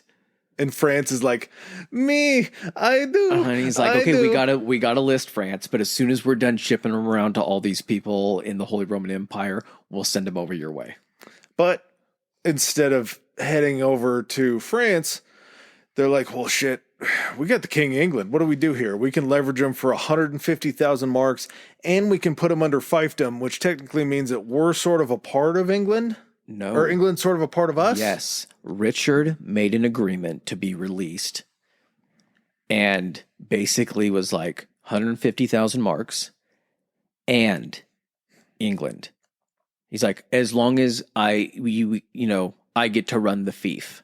So basically he would be a fiefdom of the Holy Roman Empire. God, can you fucking imagine what that would do to the Holy Roman Emperor, the position, if he was like, yeah, by the way, I just got us fucking England, motherfuckers. And nobody died. And nobody died. He's like, I just got us England. And the Pope would be like, the fuck did you do? And he's like, yeah, that was me, not the Pope. I got England. But that was the deal that was made. And so guess what? As far as he's concerned, after he releases Richard, guess what? That's now his fiefdom. Yeah, that never fucking came to be. No. That was backed out of. That was a fucking fuck you. I'm on the way out and you're not getting your fiefdom. Well, and it's good because Richard going back home could then like set his bags down and take a breath and really rule as the ruler of England, right? Yeah, I mean, you're the king. You maybe take a year in your freshman year of kingdom, building up your, reserves and you're going to make war.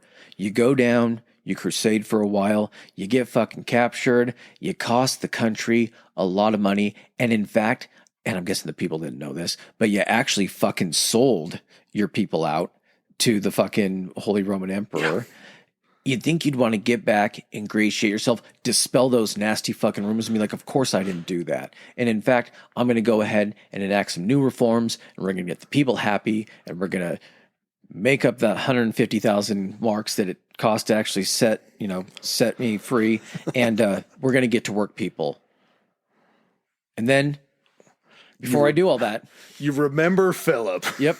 But before all that happens, I was disrespected by Philip of France. And everyone's like, yeah, we fucking hate France. And he's like, so we'll get to the reforms and everybody getting what they need after I'm done in France. And he fucking heads for France for the next 5 years. This French pervert offered me his half-sister instead of his full sister. And he goes and travels around and fights in Normandy and deals with the French. And then on his way back, he goes ahead and takes a crossbow arrow to the shoulder. And as he's sitting on his deathbed, they end up finding the one that fired the crossbow at him and bring him forward. And they're like, okay, he wants to see you. Richard looks over at him. He's like, why'd you shoot me? And the kid's like, you killed my dad in a war. And Richard's like, God damn it. Respect. You go ahead. You're out of here. You're fine. I feel like the modern equivalent to this would be a batter is hitting their season best home run. Yeah. Their highest season total ever. Kid in the crowd catches it. And all of a sudden security goes out and he's like, you find the kid, I want the ball and everything. So they go out and they bring him back to the locker room and he's sitting there and he's talking to the guy and he's like, hey, that's a really important ball to me. And the kid's like, yeah, well, my dad died And Making I've never the bet. caught, and yeah, and I've never caught a home run ball before. My dad was killed by the home run. He killed my father with the home run. So he's like, oh, it's like, I can't really take the ball away from this guy. I already killed his dad. All right, you can fucking keep the ball. And I'm going to die anyways. Killing you going to make I'm not going to live. Yeah. I'm never going to get I'm never going to get this home run record again. And so ends the Third Crusade. So ends Richard, and so ends the Third Crusade. All right. You got anything between 3 and 4?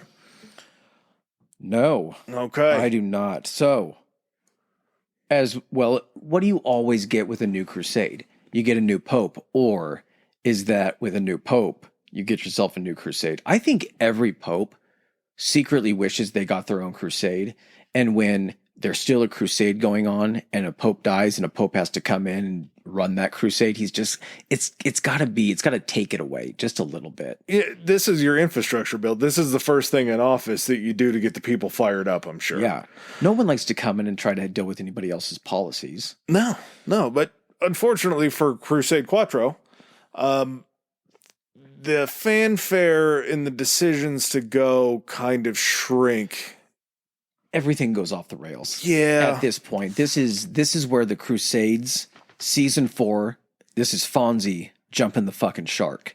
Which, for those of you that actually don't know that reference of jumping the shark, Happy Days was a show that Ron Howard actually starred on, the famous director, and there was a character, Henry Winkler, played Arthur Fonzarelli. If you've seen any Adam Sandler movies, you're well aware of who Henry Winkler is. He's Coach Klein in The Waterboy. And he gets covered in bees in Little Nicky. Exactly. So anyway, so there was an episode at the end of like what people would consider actual Happy Days, where it's like Happy Days in Hawaii, and Fonzie, wearing his trademark leather jacket and Hawaiian board shorts, ends up being towed and jumps over a shark in the water. And that's why they call it jumping the shark, because it was so fucking ridiculous that the show actually just took a huge shit after that. Kind of like when Zach Braff left Scrubs. Yeah. And you try to continue it. But anyway, getting back to the Crusades. The Venetians were contracted to build these ships for this Fourth Crusade. Who was the Pope? Oh, Innocent? Come on, man. Pius? No, it is Innocent. I'm saying the name. Oh, yeah. Like, like a little on the nose, you're just like, hey, Pope Innocent III wants to start a new crusade, but it's a just war, baby. So, yeah, who do we call in this time? Maybe Pope Innocent I and Pope Innocent II they didn't set the bar high for Pope Innocent III? Well, I mean, if they no, because remember, they choose the names of the Pope based on who they think were admirable or did good things. It's like an homage. It's an opposite Richard or opposite King Jong situation. So you don't think he's trying to get in front of how bad this crusade goes? Did I say King John or Kim Jong? Same. Wow. Yeah. This is what happens on these late run episodes, is stuff really starts clicking. It's hitting everything. Who did he bring in? Okay. So it was going to be led by 3 Frenchmen. One of the Frenchmen dies, so they bring in an Italian guy. I didn't even put their names in because it's going to be funny what we talk about, and I'm not going to, want to pronounce them anyway. So you get this dude. He's not one of the 3 Frenchmen, or 2 Frenchmen at this point, and he's not the Italian guy, but his name is Philip of Swabia. Philip of Swabia has this brother-in-law, Alexios IV. This guy was exiled from the Byzantine Empire. He was one of the guys that possibly had a claim to essentially being the emperor. He was actually exiled. So Philip is boys with this guy, Alexios IV, and he ends up running into these 2 Frenchmen and Italian crusaders making their way down to the Holy Land. And he's like, hey guys, guess what? If you help me actually get Alexios IV into the... Am I wrong? You're missing a big part of this. Okay, go ahead, fill it in. So, before that happens, in Venice, they're contracted to build these ships. They didn't have enough soldiers to pay for all of the ships that were built, so they were indebted to the Venetians before Didn't have enough soldiers or money? Well, the soldiers paid their way. Oh, yeah. So if they didn't have enough soldiers to fill this quota for the ships, they were going to be indebted to Venice pretty much immediately. The Frenchmen, essentially, the lead guys were supposed to be paying for it. Yeah. So to pay for these ships, these soldiers would go to the Christian city of Zadar that were causing problems for the Venetians and just wreck the city. Just kill everybody that they could, take everybody out, and immediately the Pope's like, Venetians, excommunicated. Crusaders, excommunicated. Just before they've even really left the area of Venice. Mm-hmm. Excuse me, we see the Crusades used to wipe out another Christian city just because they had to pay the bill to go down and fight the Muslims. Like, that's how desperate some of these people still were to do this. So, they end up knocking out Zadar. Venice eventually becomes unexcommunicated somehow. And then they get to take these boats. And these boats are headed down to what you were talking about. Alexios Angelos, is that what you said his name was? The fourth? Yeah, I just put Alexios the Fourth. Yeah. So he ends up convincing these crusaders to help restore his father, who was deposed, who was King Isaac II. I thought he was it was his brother-in-law.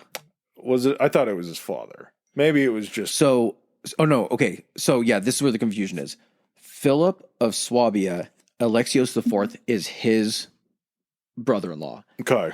The guy that's currently in power, Alexios the Third, is Alexios the Fourth's uncle.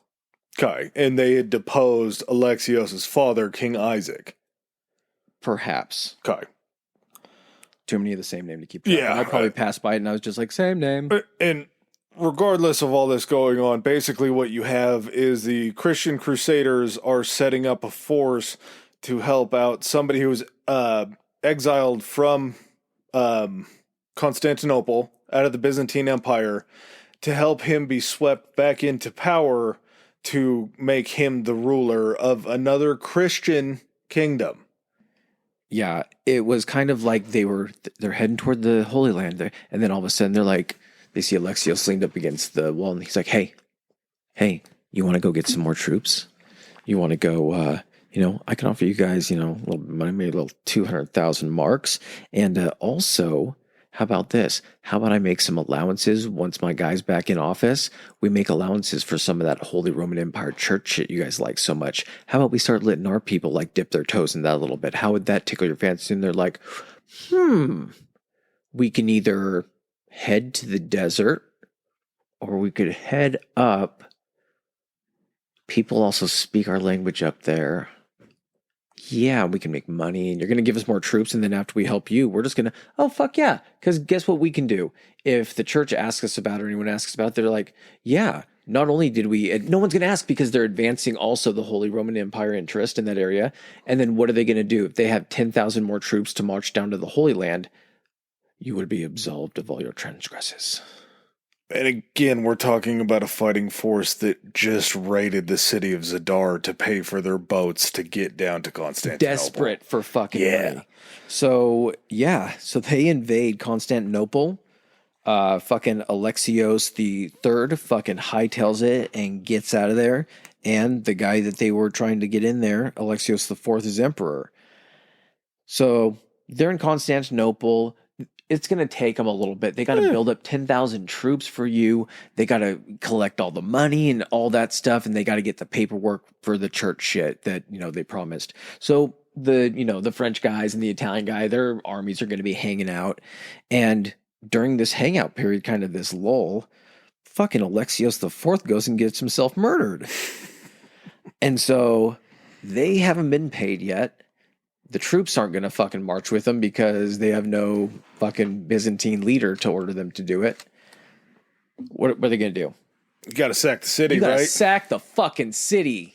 It's your only option. So we covered this a little bit in the Byzantine Empire episode, the Constantinople episode. But just to rehash how insane this was, is so just bonkers to me. The fact that, what is it? Isn't there like 2 bronze lions or something like that they had taken from the city of Constantinople and brought back to Rome, yeah. Yep. So well, that's what you get when you sack the city for 3 days. And you're stealing from one another. Well, this is a crusade to try to fight the Muslim people. And then what do you do at that point? Well, you got these leaders of this crusader army. Yeah, we're just going to divide up some of the land. Mm-hmm. We're going to go ahead and just hang out here. And guess what? Holy Roman Empire is going to be like, oh shit, we got some control over that area now. So win-win, baby. Also, unless you're out. at the same time, you're pretty tired from second Constantinople. 3 days? Oh, you're so exhausted.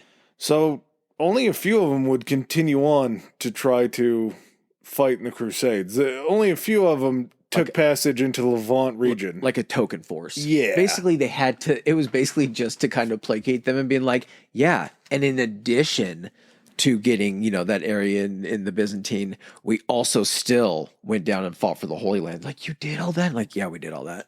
Just a rough way that the Fourth Crusade pretty much ends by starting kind of the toppling of the Byzantine Empire. Okay, so at this point with Crusades, we've had 4. The objective of the Crusades has been to capture Jerusalem. Mm-hmm. First Crusade, successful. The next 3, unsuccessful, failed. So you are at 25% now, batting average-wise. I'll give them 30% because the Lionheart allowed them passage back into Jerusalem. No. That was Saladin that allowed the passage. Yeah, but who got it for him? The Lionheart.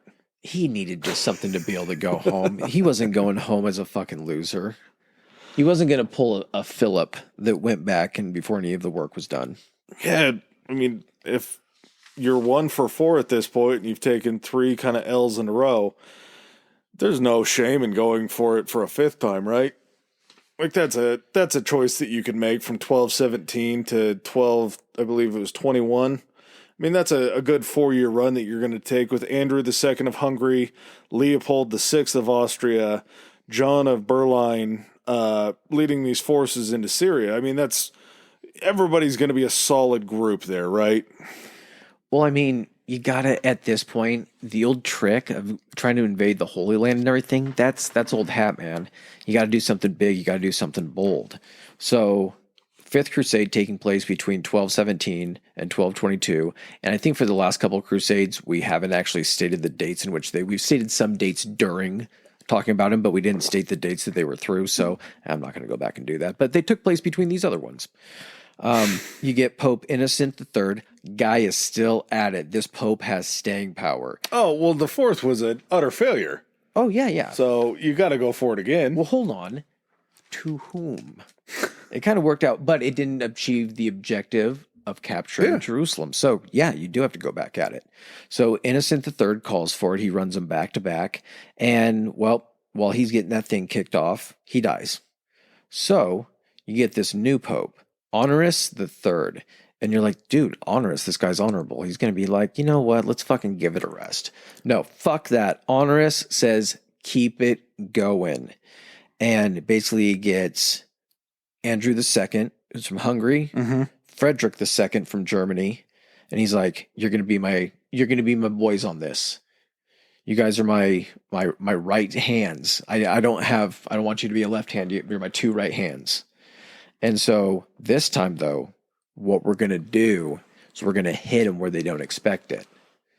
We're going to hit them back in Damietta. Not in the Holy Land. Not in the Holy Land. What we're going to do is we're going to go down, we're going to take Damietta, and then we're going to sweep back up to the Holy Land. So that way we have this big buffer zone, and we dig into the Fatimid. Was it still Fatimid at that point? Or it was the... Zengid? I think so. Yeah. Okay. So, and then we'll just sweep up from there. And while we're moving up, we've already got guys up in the Byzantine Empire. If we need to call on them to sweep down, we can do that. And if we conquer Egypt, where are they going to come back to? Where's the caliphate going to come back to? If we push them far enough and decimate them far enough, they can't, rise another threat. And honestly, for as poorly as this was planned and as bad as it goes, besides Andrew of Hungary just being like, nah, I'm not going to come. I'm going to bail out on this one. I think there was like a, some type of thing about his succession. He was supposed to be sued. Oh, that's what it was. That. And he was just like, yeah, so there's apparently something's going on where I might be, being crowned, or there might be some questioning behind it. I got to take care of shit. Yeah.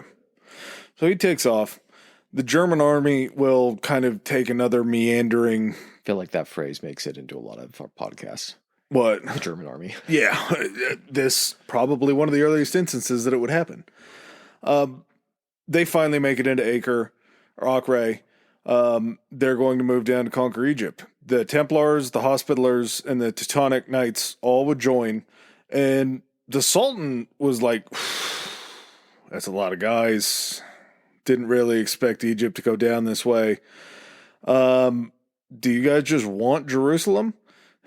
Like, it's a trick. Well, they actually get to Damietta and they put it under siege, right? Yeah, but I don't think they ever take it, do they? I believe that they launch an assault on it, so they're actually besieging it, and then as they're getting ready to do that or preparing to do it, once they can tell essentially that they're going to do that, that's I think when they're just like, yeah, seems like you guys really want Jerusalem.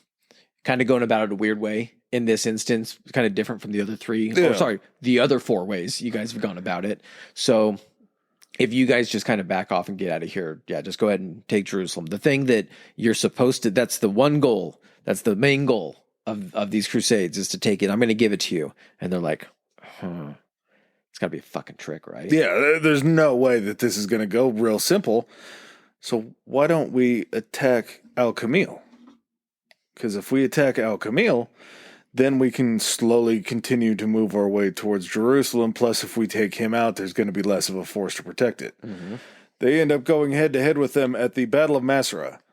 And they go ahead and just get absolutely obliterated and end up having to surrender at the Battle of Masra.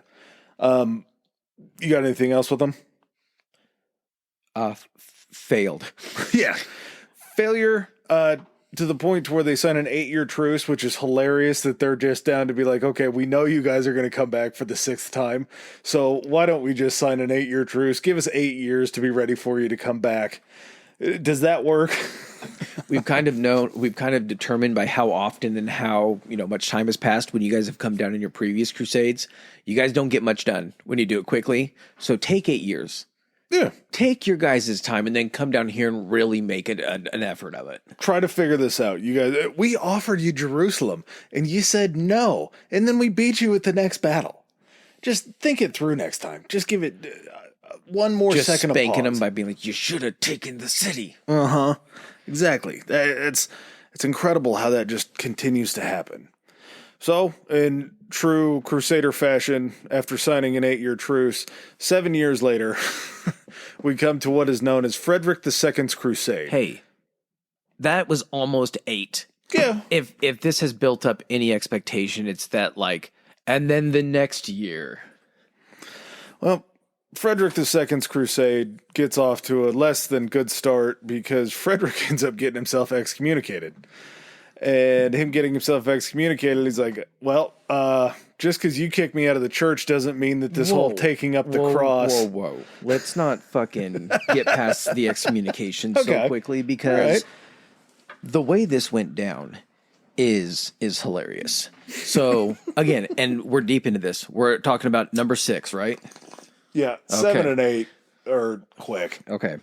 So, this one is, this is Freddie's Crusade. And this one is all about political savvy. He's going to go about it that way. But before he's able to be politically savvy, Freddie has to get over the plague. So Freddie catches himself the plague from probably one of his many mistresses, wenches, whatnot. Perhaps gentlemen callers. I don't know. I don't know what the guy was into. Because he gets the plague, he is unable to, really muster his forces and go and lead his forces in the timetable that the Pope has dictated this thing should happen. He's kind of dragging his feet. How bad can the plague be, really? Yeah. So the Pope is like, listen, I ain't hearing no plague talk. You're out. You've been excommunicated. That happened September 12th. Oh, sorry, not September 12th. Yeah, September 1227. So the Sixth Crusade takes place 1228 to 1229. It's going to be a theme here. Some of these crusades are going to be quick the later on you go. Well, this one's tough because, excuse me, you got excommunicated from the church, which means that you're probably not going to be allowed to take part in crusade. But in your favor, news travels slow. So if you can beat the news down to where you're going, If you can race your excommunication. yeah, if you can beat the messenger that's taking that down there, you can probably gain a little bit of support down there to where you're going and really rally the troops by the You're time trying you to get there. like, it's like that. Okay, so Freddie leaves this area going this fast with this many troops. A boat leaves fucking Rome or Venice or wherever the Pope was going this fast. Who's going to reach Jerusalem first? This is Pepe Sylvia sending him and Max pink slips back through the mail to buy him a couple more days of work. So this actually might be my favorite crusade, strictly on the fact that while being excommunicated, essentially unsupported, and, you know, what am I trying to say? What do you like? Shit. What's the term they always use in Mission Impossible when one of the agents dies? Fuck. I haven't seen a Mission Impossible in so long. I know, that's why I can't remember it. Okay, anyway, so you basically have him cut off, and yet he is the first crusade since the first crusade to actually accomplish the mission and take Jerusalem without papal involvement. Cheap. It was a cheap victory. Hey, he succeeded. That was the mission. And not only did he do that, do you think that was a case where once it was actually like, so he's racing the excommunication, he takes Jerusalem, and as the guy's running up with the excommunication, all of a sudden he sees that the flag and the cross is up at Jerusalem, and he's like, what the fuck? And he gets in, he's like, what's going on? He's like, oh yeah. He's like, Freddie got us Jerusalem back. And he's like, huh. And he goes and talks to the fucking cardinal or whatever, the guy that was traveling with him that still hadn't received the news. And he's like, so yeah, this guy's like excommunicated. Like, what do we do? And he's like, we can't say that the dude that actually accomplished what we like told everyone we were doing to set out, what did actually not have the church's support. Yeah. I wonder when this information came out, because I feel like, so the news of his excommunication would have been local and would have been known to probably, I would assume that something that big would have also like gotten out to some degree, and where it was going around like Rome or wherever the popes were, you know, stationed out at that time. But I would assume that that information didn't get directly to Freddie or anything like that, but it had to have been known pretty widely within 20, 30 years, disseminated. Yeah, but it caught up to him in H.R.E. Oh shit, I didn't know he knew about it that quickly. The people found out about it. Oh shit. He was down there rallying support to go down there or to go fight again when he gets to H.R.E. And the city's like, yes, we this is perfect. We want you to go take Jerusalem again. We have you. We support you. And then in preparation, they find out that Frederick had been excommunicated and was like, oh, no, we can't help you anymore. We're not going to fight for you Oh, so anymore. he legit did it. Yeah. Without, oh, fuck it. Okay, Yes. that makes it even better. Fuck yeah, Freddie. But of course, he's unexcommunicated upon... Immediately. Yeah. The cardinal runs in to his throne room and is like, please come back to us. Well, this whole thing has to get cut short, and there's like no fighting that goes on because Frederick is worried about an invasion back home because, again, he was excommunicated. So there's going to be a claimant that's going to try to come depose him. Because it wasn't an elected position, right? Okay. Try to kick him off the throne.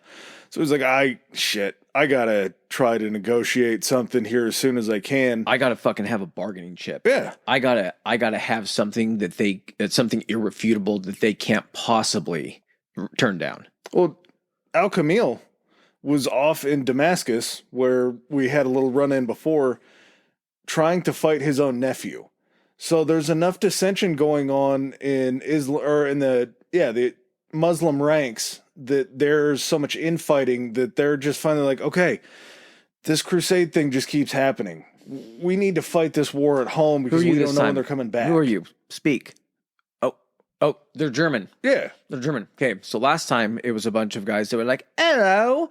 And then there were some guys that were like, ha, ha, ha. And then there were some guys that spoke something weird. I don't know what Austrian sounds like. Hello.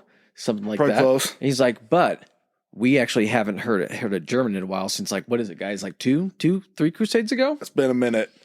Where you guys been? Yeah. So without Al-Kamil, back to defend because he's off fighting his own little war.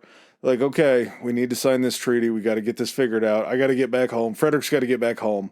And the Muslims cared just enough about it to the point where they ceded Jerusalem to the Franks along with the coastal corridor. So, like, hey, we're going to sign a 10-year truce. You guys can have Jerusalem back. We'll give you a little passageway to get down there. Don't get out of that passageway. You're not coming to try to take anything else, but just take Stick Jerusalem. to the fucking path. Yeah. So just like you said, Frederick walks back up with the deed to Jerusalem again. The fattest fucking hog. He has it rolled up in his pants and just walks in to fucking Rome and is just fucking swinging it back and forth. He's like, guess what Freddie got? Guess what Freddie got? Home Alone, Marv, Daniel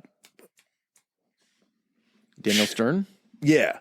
Daniel Stern and Workaholics, when they pull their dicks out to talk to him.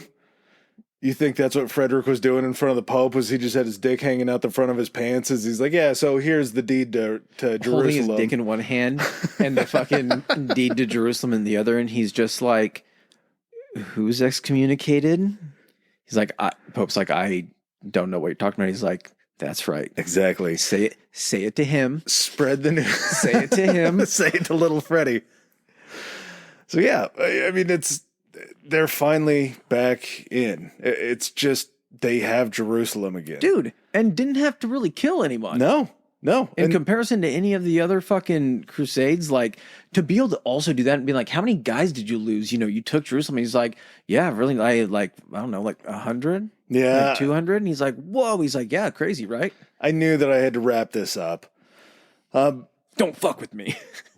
So it would stay in their hands from 1229 until it would be lost again in 1244. This is where we run into kind of the seventh, and then we'll combine them. We'll save a little bit of time here and combine these. So the Seventh Crusade took place from 1248 to 1254, and the Eighth Crusade took place in just 1270, and we'll talk about that. Louis IX of France wanted to capture Egypt, and that was going to be the main... As one does. Yeah, You know, the same reason they tried to do it before, because it's kind of the main seat of Muslim power. didn't Napoleon hear about Louis trying to capture, and that's why he did it? Or there were probably many Louis after that also tried to capture France. We're still early on in history. Yeah, I think there's a whole lot of tie into what Napoleon does here, or does later on. Wait, is Napoleon later on? Yes. Yeah, way later canons. on. Yeah, fuck yeah. Like 600 years. The dates, they blend together at a certain point. History is meaningless. So, Louis IX is like, if I can get Egypt, I can get Jerusalem back. It's just that simple. That same Damietta that we've talked about so many times that's on the Nile. I'm sick of the fucking Germans talking about, oh, we got Jerusalem back. We got Jerusalem back. He's like, no. And then you fucking lost it. So guess who's going to step up to the plate? Old Philly boy is going to fucking conquer the holy city. And then it'll all be about Philip and the French. Yeah. You got to put your name on it. Phil's time. You got to... Damietta got hit so many times. They're probably like, great, another one. What's he talk? What's... Okay. They know the flags. Uh-huh. It's the French this time. They would end up just getting absolutely crushed at Mansour again in 1250. Just did not go well. And part of the reason that this didn't go well is because a lot of stuff that we haven't mentioned yet and are way too late in the game to do it. Glad that you're still here. I know this is a long one. Oh, we're only at 312 right now. Okay, so. but it's still a long one.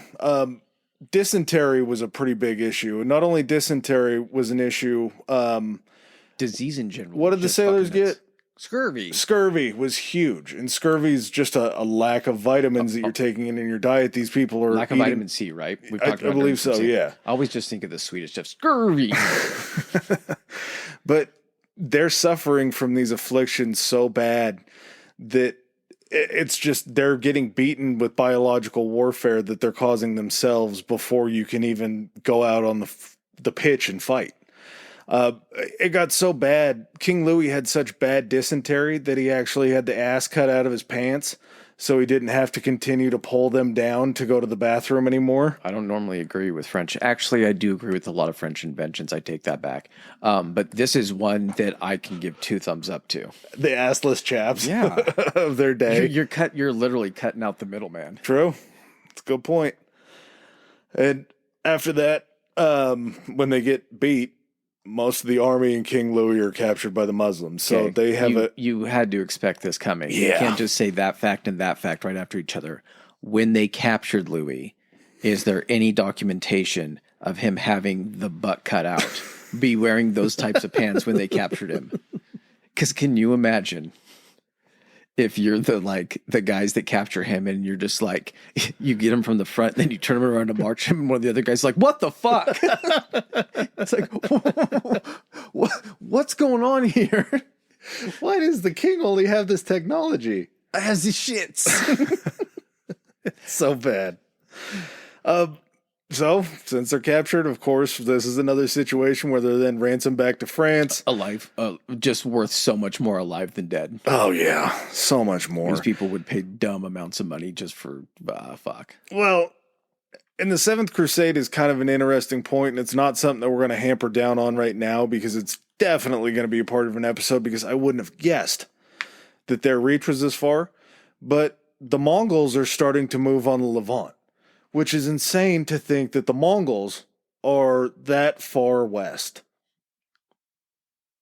It's crazy to think that, and I forget when I listened to that Dan Carlin, like that 6-hour Genghis Khan. That's the reason I say Genghis Khan now. That episode. But when he's talking about like when they are moving in on like the medieval areas, Yeah. you forget that that's what we consider the Middle Ages. But when we think of Genghis Khan, because of just the look of it, when it seems more primitive on horseback, bows and arrows, shit like that, you always make that weird visual distinction of like those guys are wearing armor and like knights and shit. That had to have happened way after the Mongols. It's just fucking different cultures and like using different resources they had. But yeah, can you imagine the first time like they run up on an actual like fucking knight and they're just like, this guy can't move for shit. Mm-hmm. This is going to be so easy. Mm-hmm. So you have another player kind of entering the area, and you have Louis back in by 1254, back in France, or probably a little after 1254, maybe 1255. Regardless, he wants to go back and fulfill his crusader promise, probably because he had a few skeletons in his closet that he wanted some absolution for. Yeah, word made its way back to Europe that he was captured with the ass cut out of his fucking pants. The only option he has for redemption is to try to actually succeed at this thing. You can't be having the ass cut out of the back of your pants and also be a failure at the same time. Pick one. Yeah, that's a bad deal. So, by 1270, we get the 8th Crusade, 7th, 8th, whatever. Louis back again. The Mongols are now attacking the Levant region, and he tries a little bit of diplomacy. The Great Khan, Gulyak Khan, I believe he was one of Genghis's like grandsons or something like that, is in power. Wait, this is after Genghis Khan? I think so. He's one of the Khans. Let's just say that. Yes. He could be pre or post Genghis. I could be wrong, but I'm pretty sure. And that makes sense because King Richard, I think, was after was he? Genghis Khan. We'll explore it deeper in the So him being back in power in Mongolia, he dies. Louis' runners are there in the royal court trying to be like, hey, let's work together. Let's kind of maybe take this whole thing. We only want a couple little portions of this. And probably at this point, he's like, dude, I just want Jerusalem. You can take everything else. Him explaining it. Okay, you're the Khan. Mm-hmm. I'm Louis. Okay. I feel like you're setting me up for a bad accent here. No, I'm not. I'm not going to do an accent either, so don't feel pressure. Okay. Hey, this is all we want. There's so much area over there. You guys have seen it. All we want is just like a little strip at the very western portion or the very eastern portion of the Mediterranean. That's where like a really important city is. And then you would ask me, what is the significance of this city? Thank you. Perfect. Okay, so there was this guy, and he actually is the son of God. And he's like, okay. And you would say, Jesus. I almost did it bad. What? Oh, you almost tried to do an accent? Yeah. Oh, okay. Yeah, you just hear him go, Jesus? And you're like, oh my God, he's a part of your religion too? You guys have a claim to Jerusalem? No. We've just heard stories about this guy. Hold on. So so with this city, wait, I forgot who I'm playing. You're the Khan, right? Yeah, okay, I'm the Khan. Okay. So this city is where he died. Oh, okay. And he's the son of your God. He's like, well, he's the son of, everyone's God. But all we want is this. And he's like, so I can have all of this. And you want the place where the guy that lived here that said he was the son of God died. Well, I mean, he was murdered here technically. And so it's kind of like a place we like to celebrate. Like, huh. You're kind of fucking crazy and you're dressed very, very fancy. It doesn't happen. It doesn't matter. There's really no explanation, and I don't know if it's because it just ends so quickly. Because if you think about it, getting all the way to Mongolia in 1 year and talking to the courts, you probably have one crack at it. I assume that if you brought correct like tribute or gifts and stuff like that, you could buy favor and get in there, especially if you were bringing things over that they had never seen before or had like in very like rare quantities. But like in a year's time? No. What I'm saying is to get over there, to introduce, to try to propose the plan, to try to hash out details about who's getting what, all that kind of stuff, and then have him agree to it, muster forces, and then march back. Yeah, it's going to take some fucking time. Yeah. Which is unfortunate because dysentery doesn't know time. As the dysentery ravages through the French, ultimately killing Louis in Tunisia. Hold on. You think he was killed at the back of his pants intact? Hold on. Okay. Do you think, knowing that was an issue the first time, that when they were designing the French military outfits for these people to wear, and they were showing them to Louis, and they're like, this is what the soldiers will wear during this crusade. Look at this. And he's like, turn the pants around. He turns around, he's like, there's too much fabric back there. And they're like, well, okay, like you want us to like cinch it up a little bit, like tighter. And they're like, no, I want you to just get rid of the entire back. I want it to literally be the band around.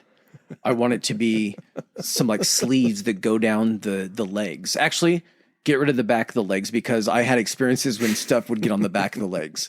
And I want you to just have little cuffs at the bottom that kind of hold the front pants on.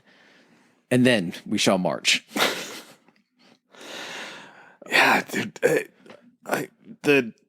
Maybe it was an ass flap. Maybe that was the advent of the ass flap. That was the innovation.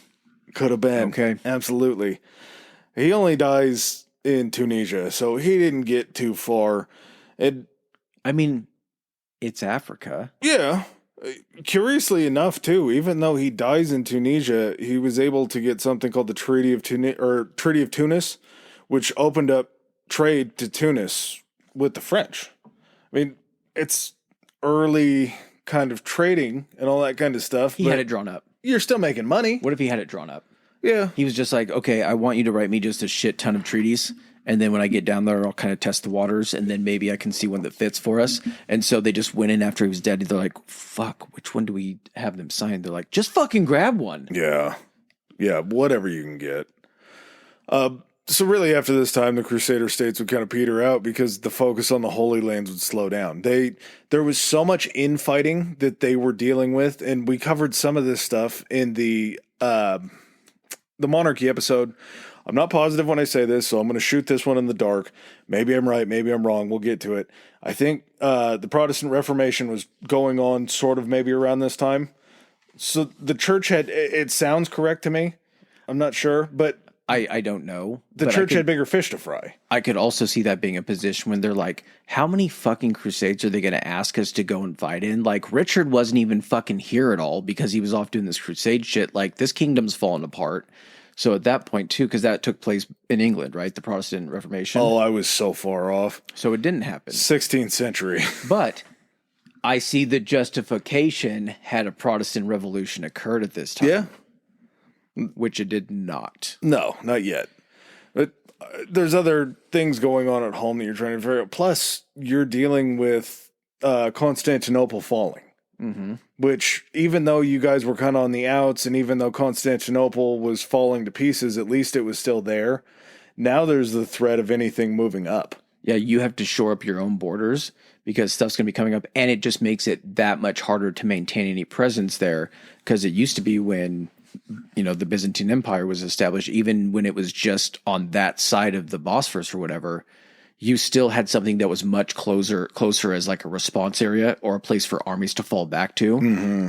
At that point, if you're surrounded completely on that little strip, the only way of getting your guys out are boat.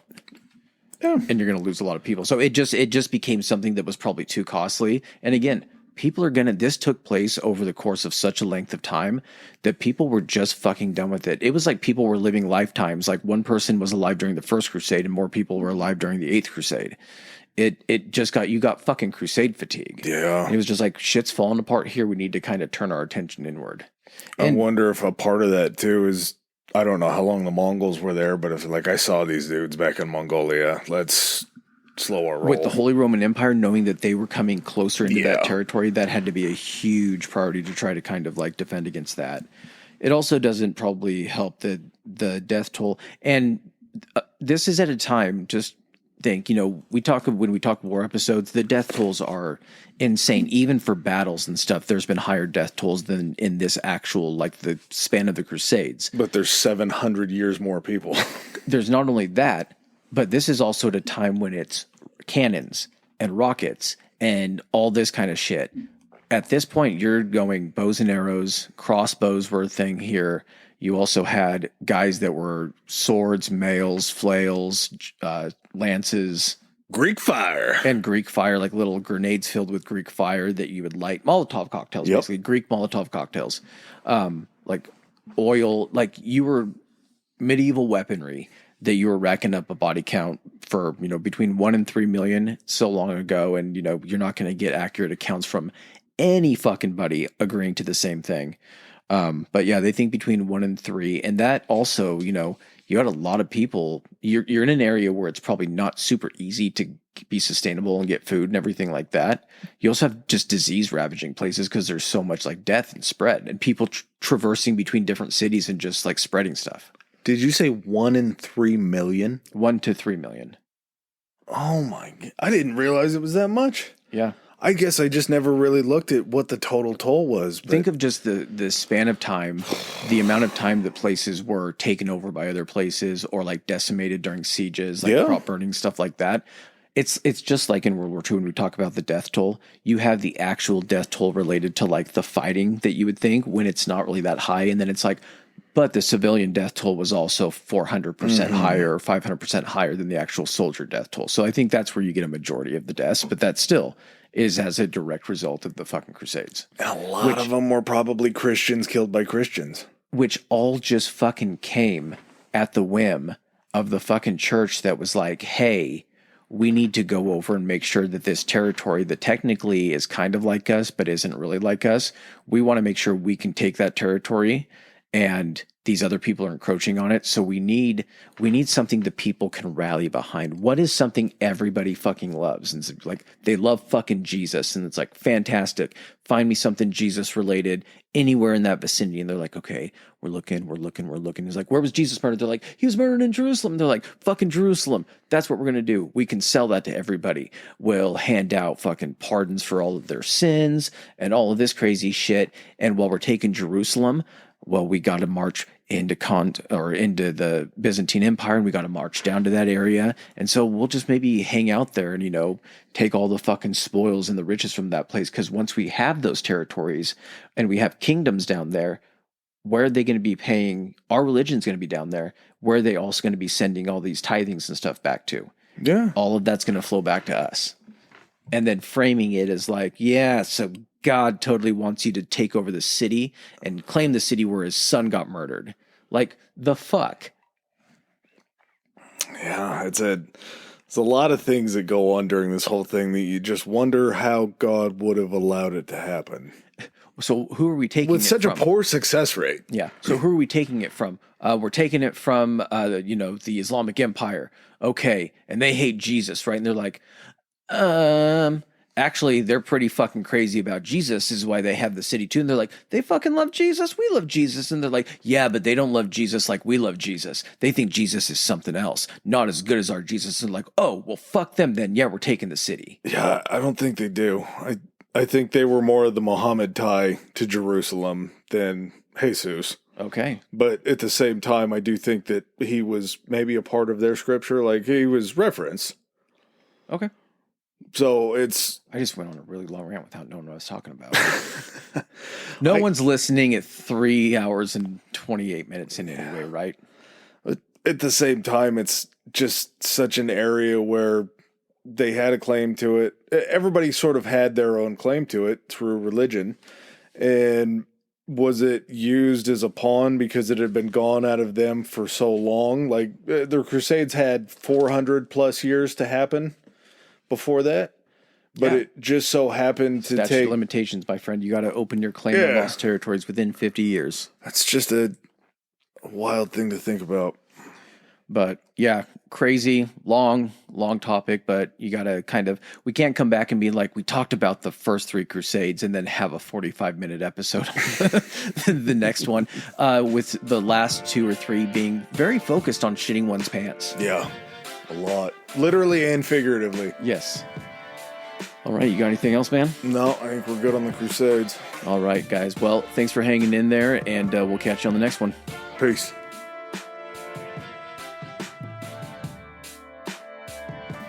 All right, ladies and gentlemen, thanks for joining us for another episode. If you like what you heard, hit that subscribe and like button. Follow us. If you didn't like what you heard, still hit that anyway, because we'll probably cover something in the future that you do like. Please follow us on our social media. Adam, hit him with it.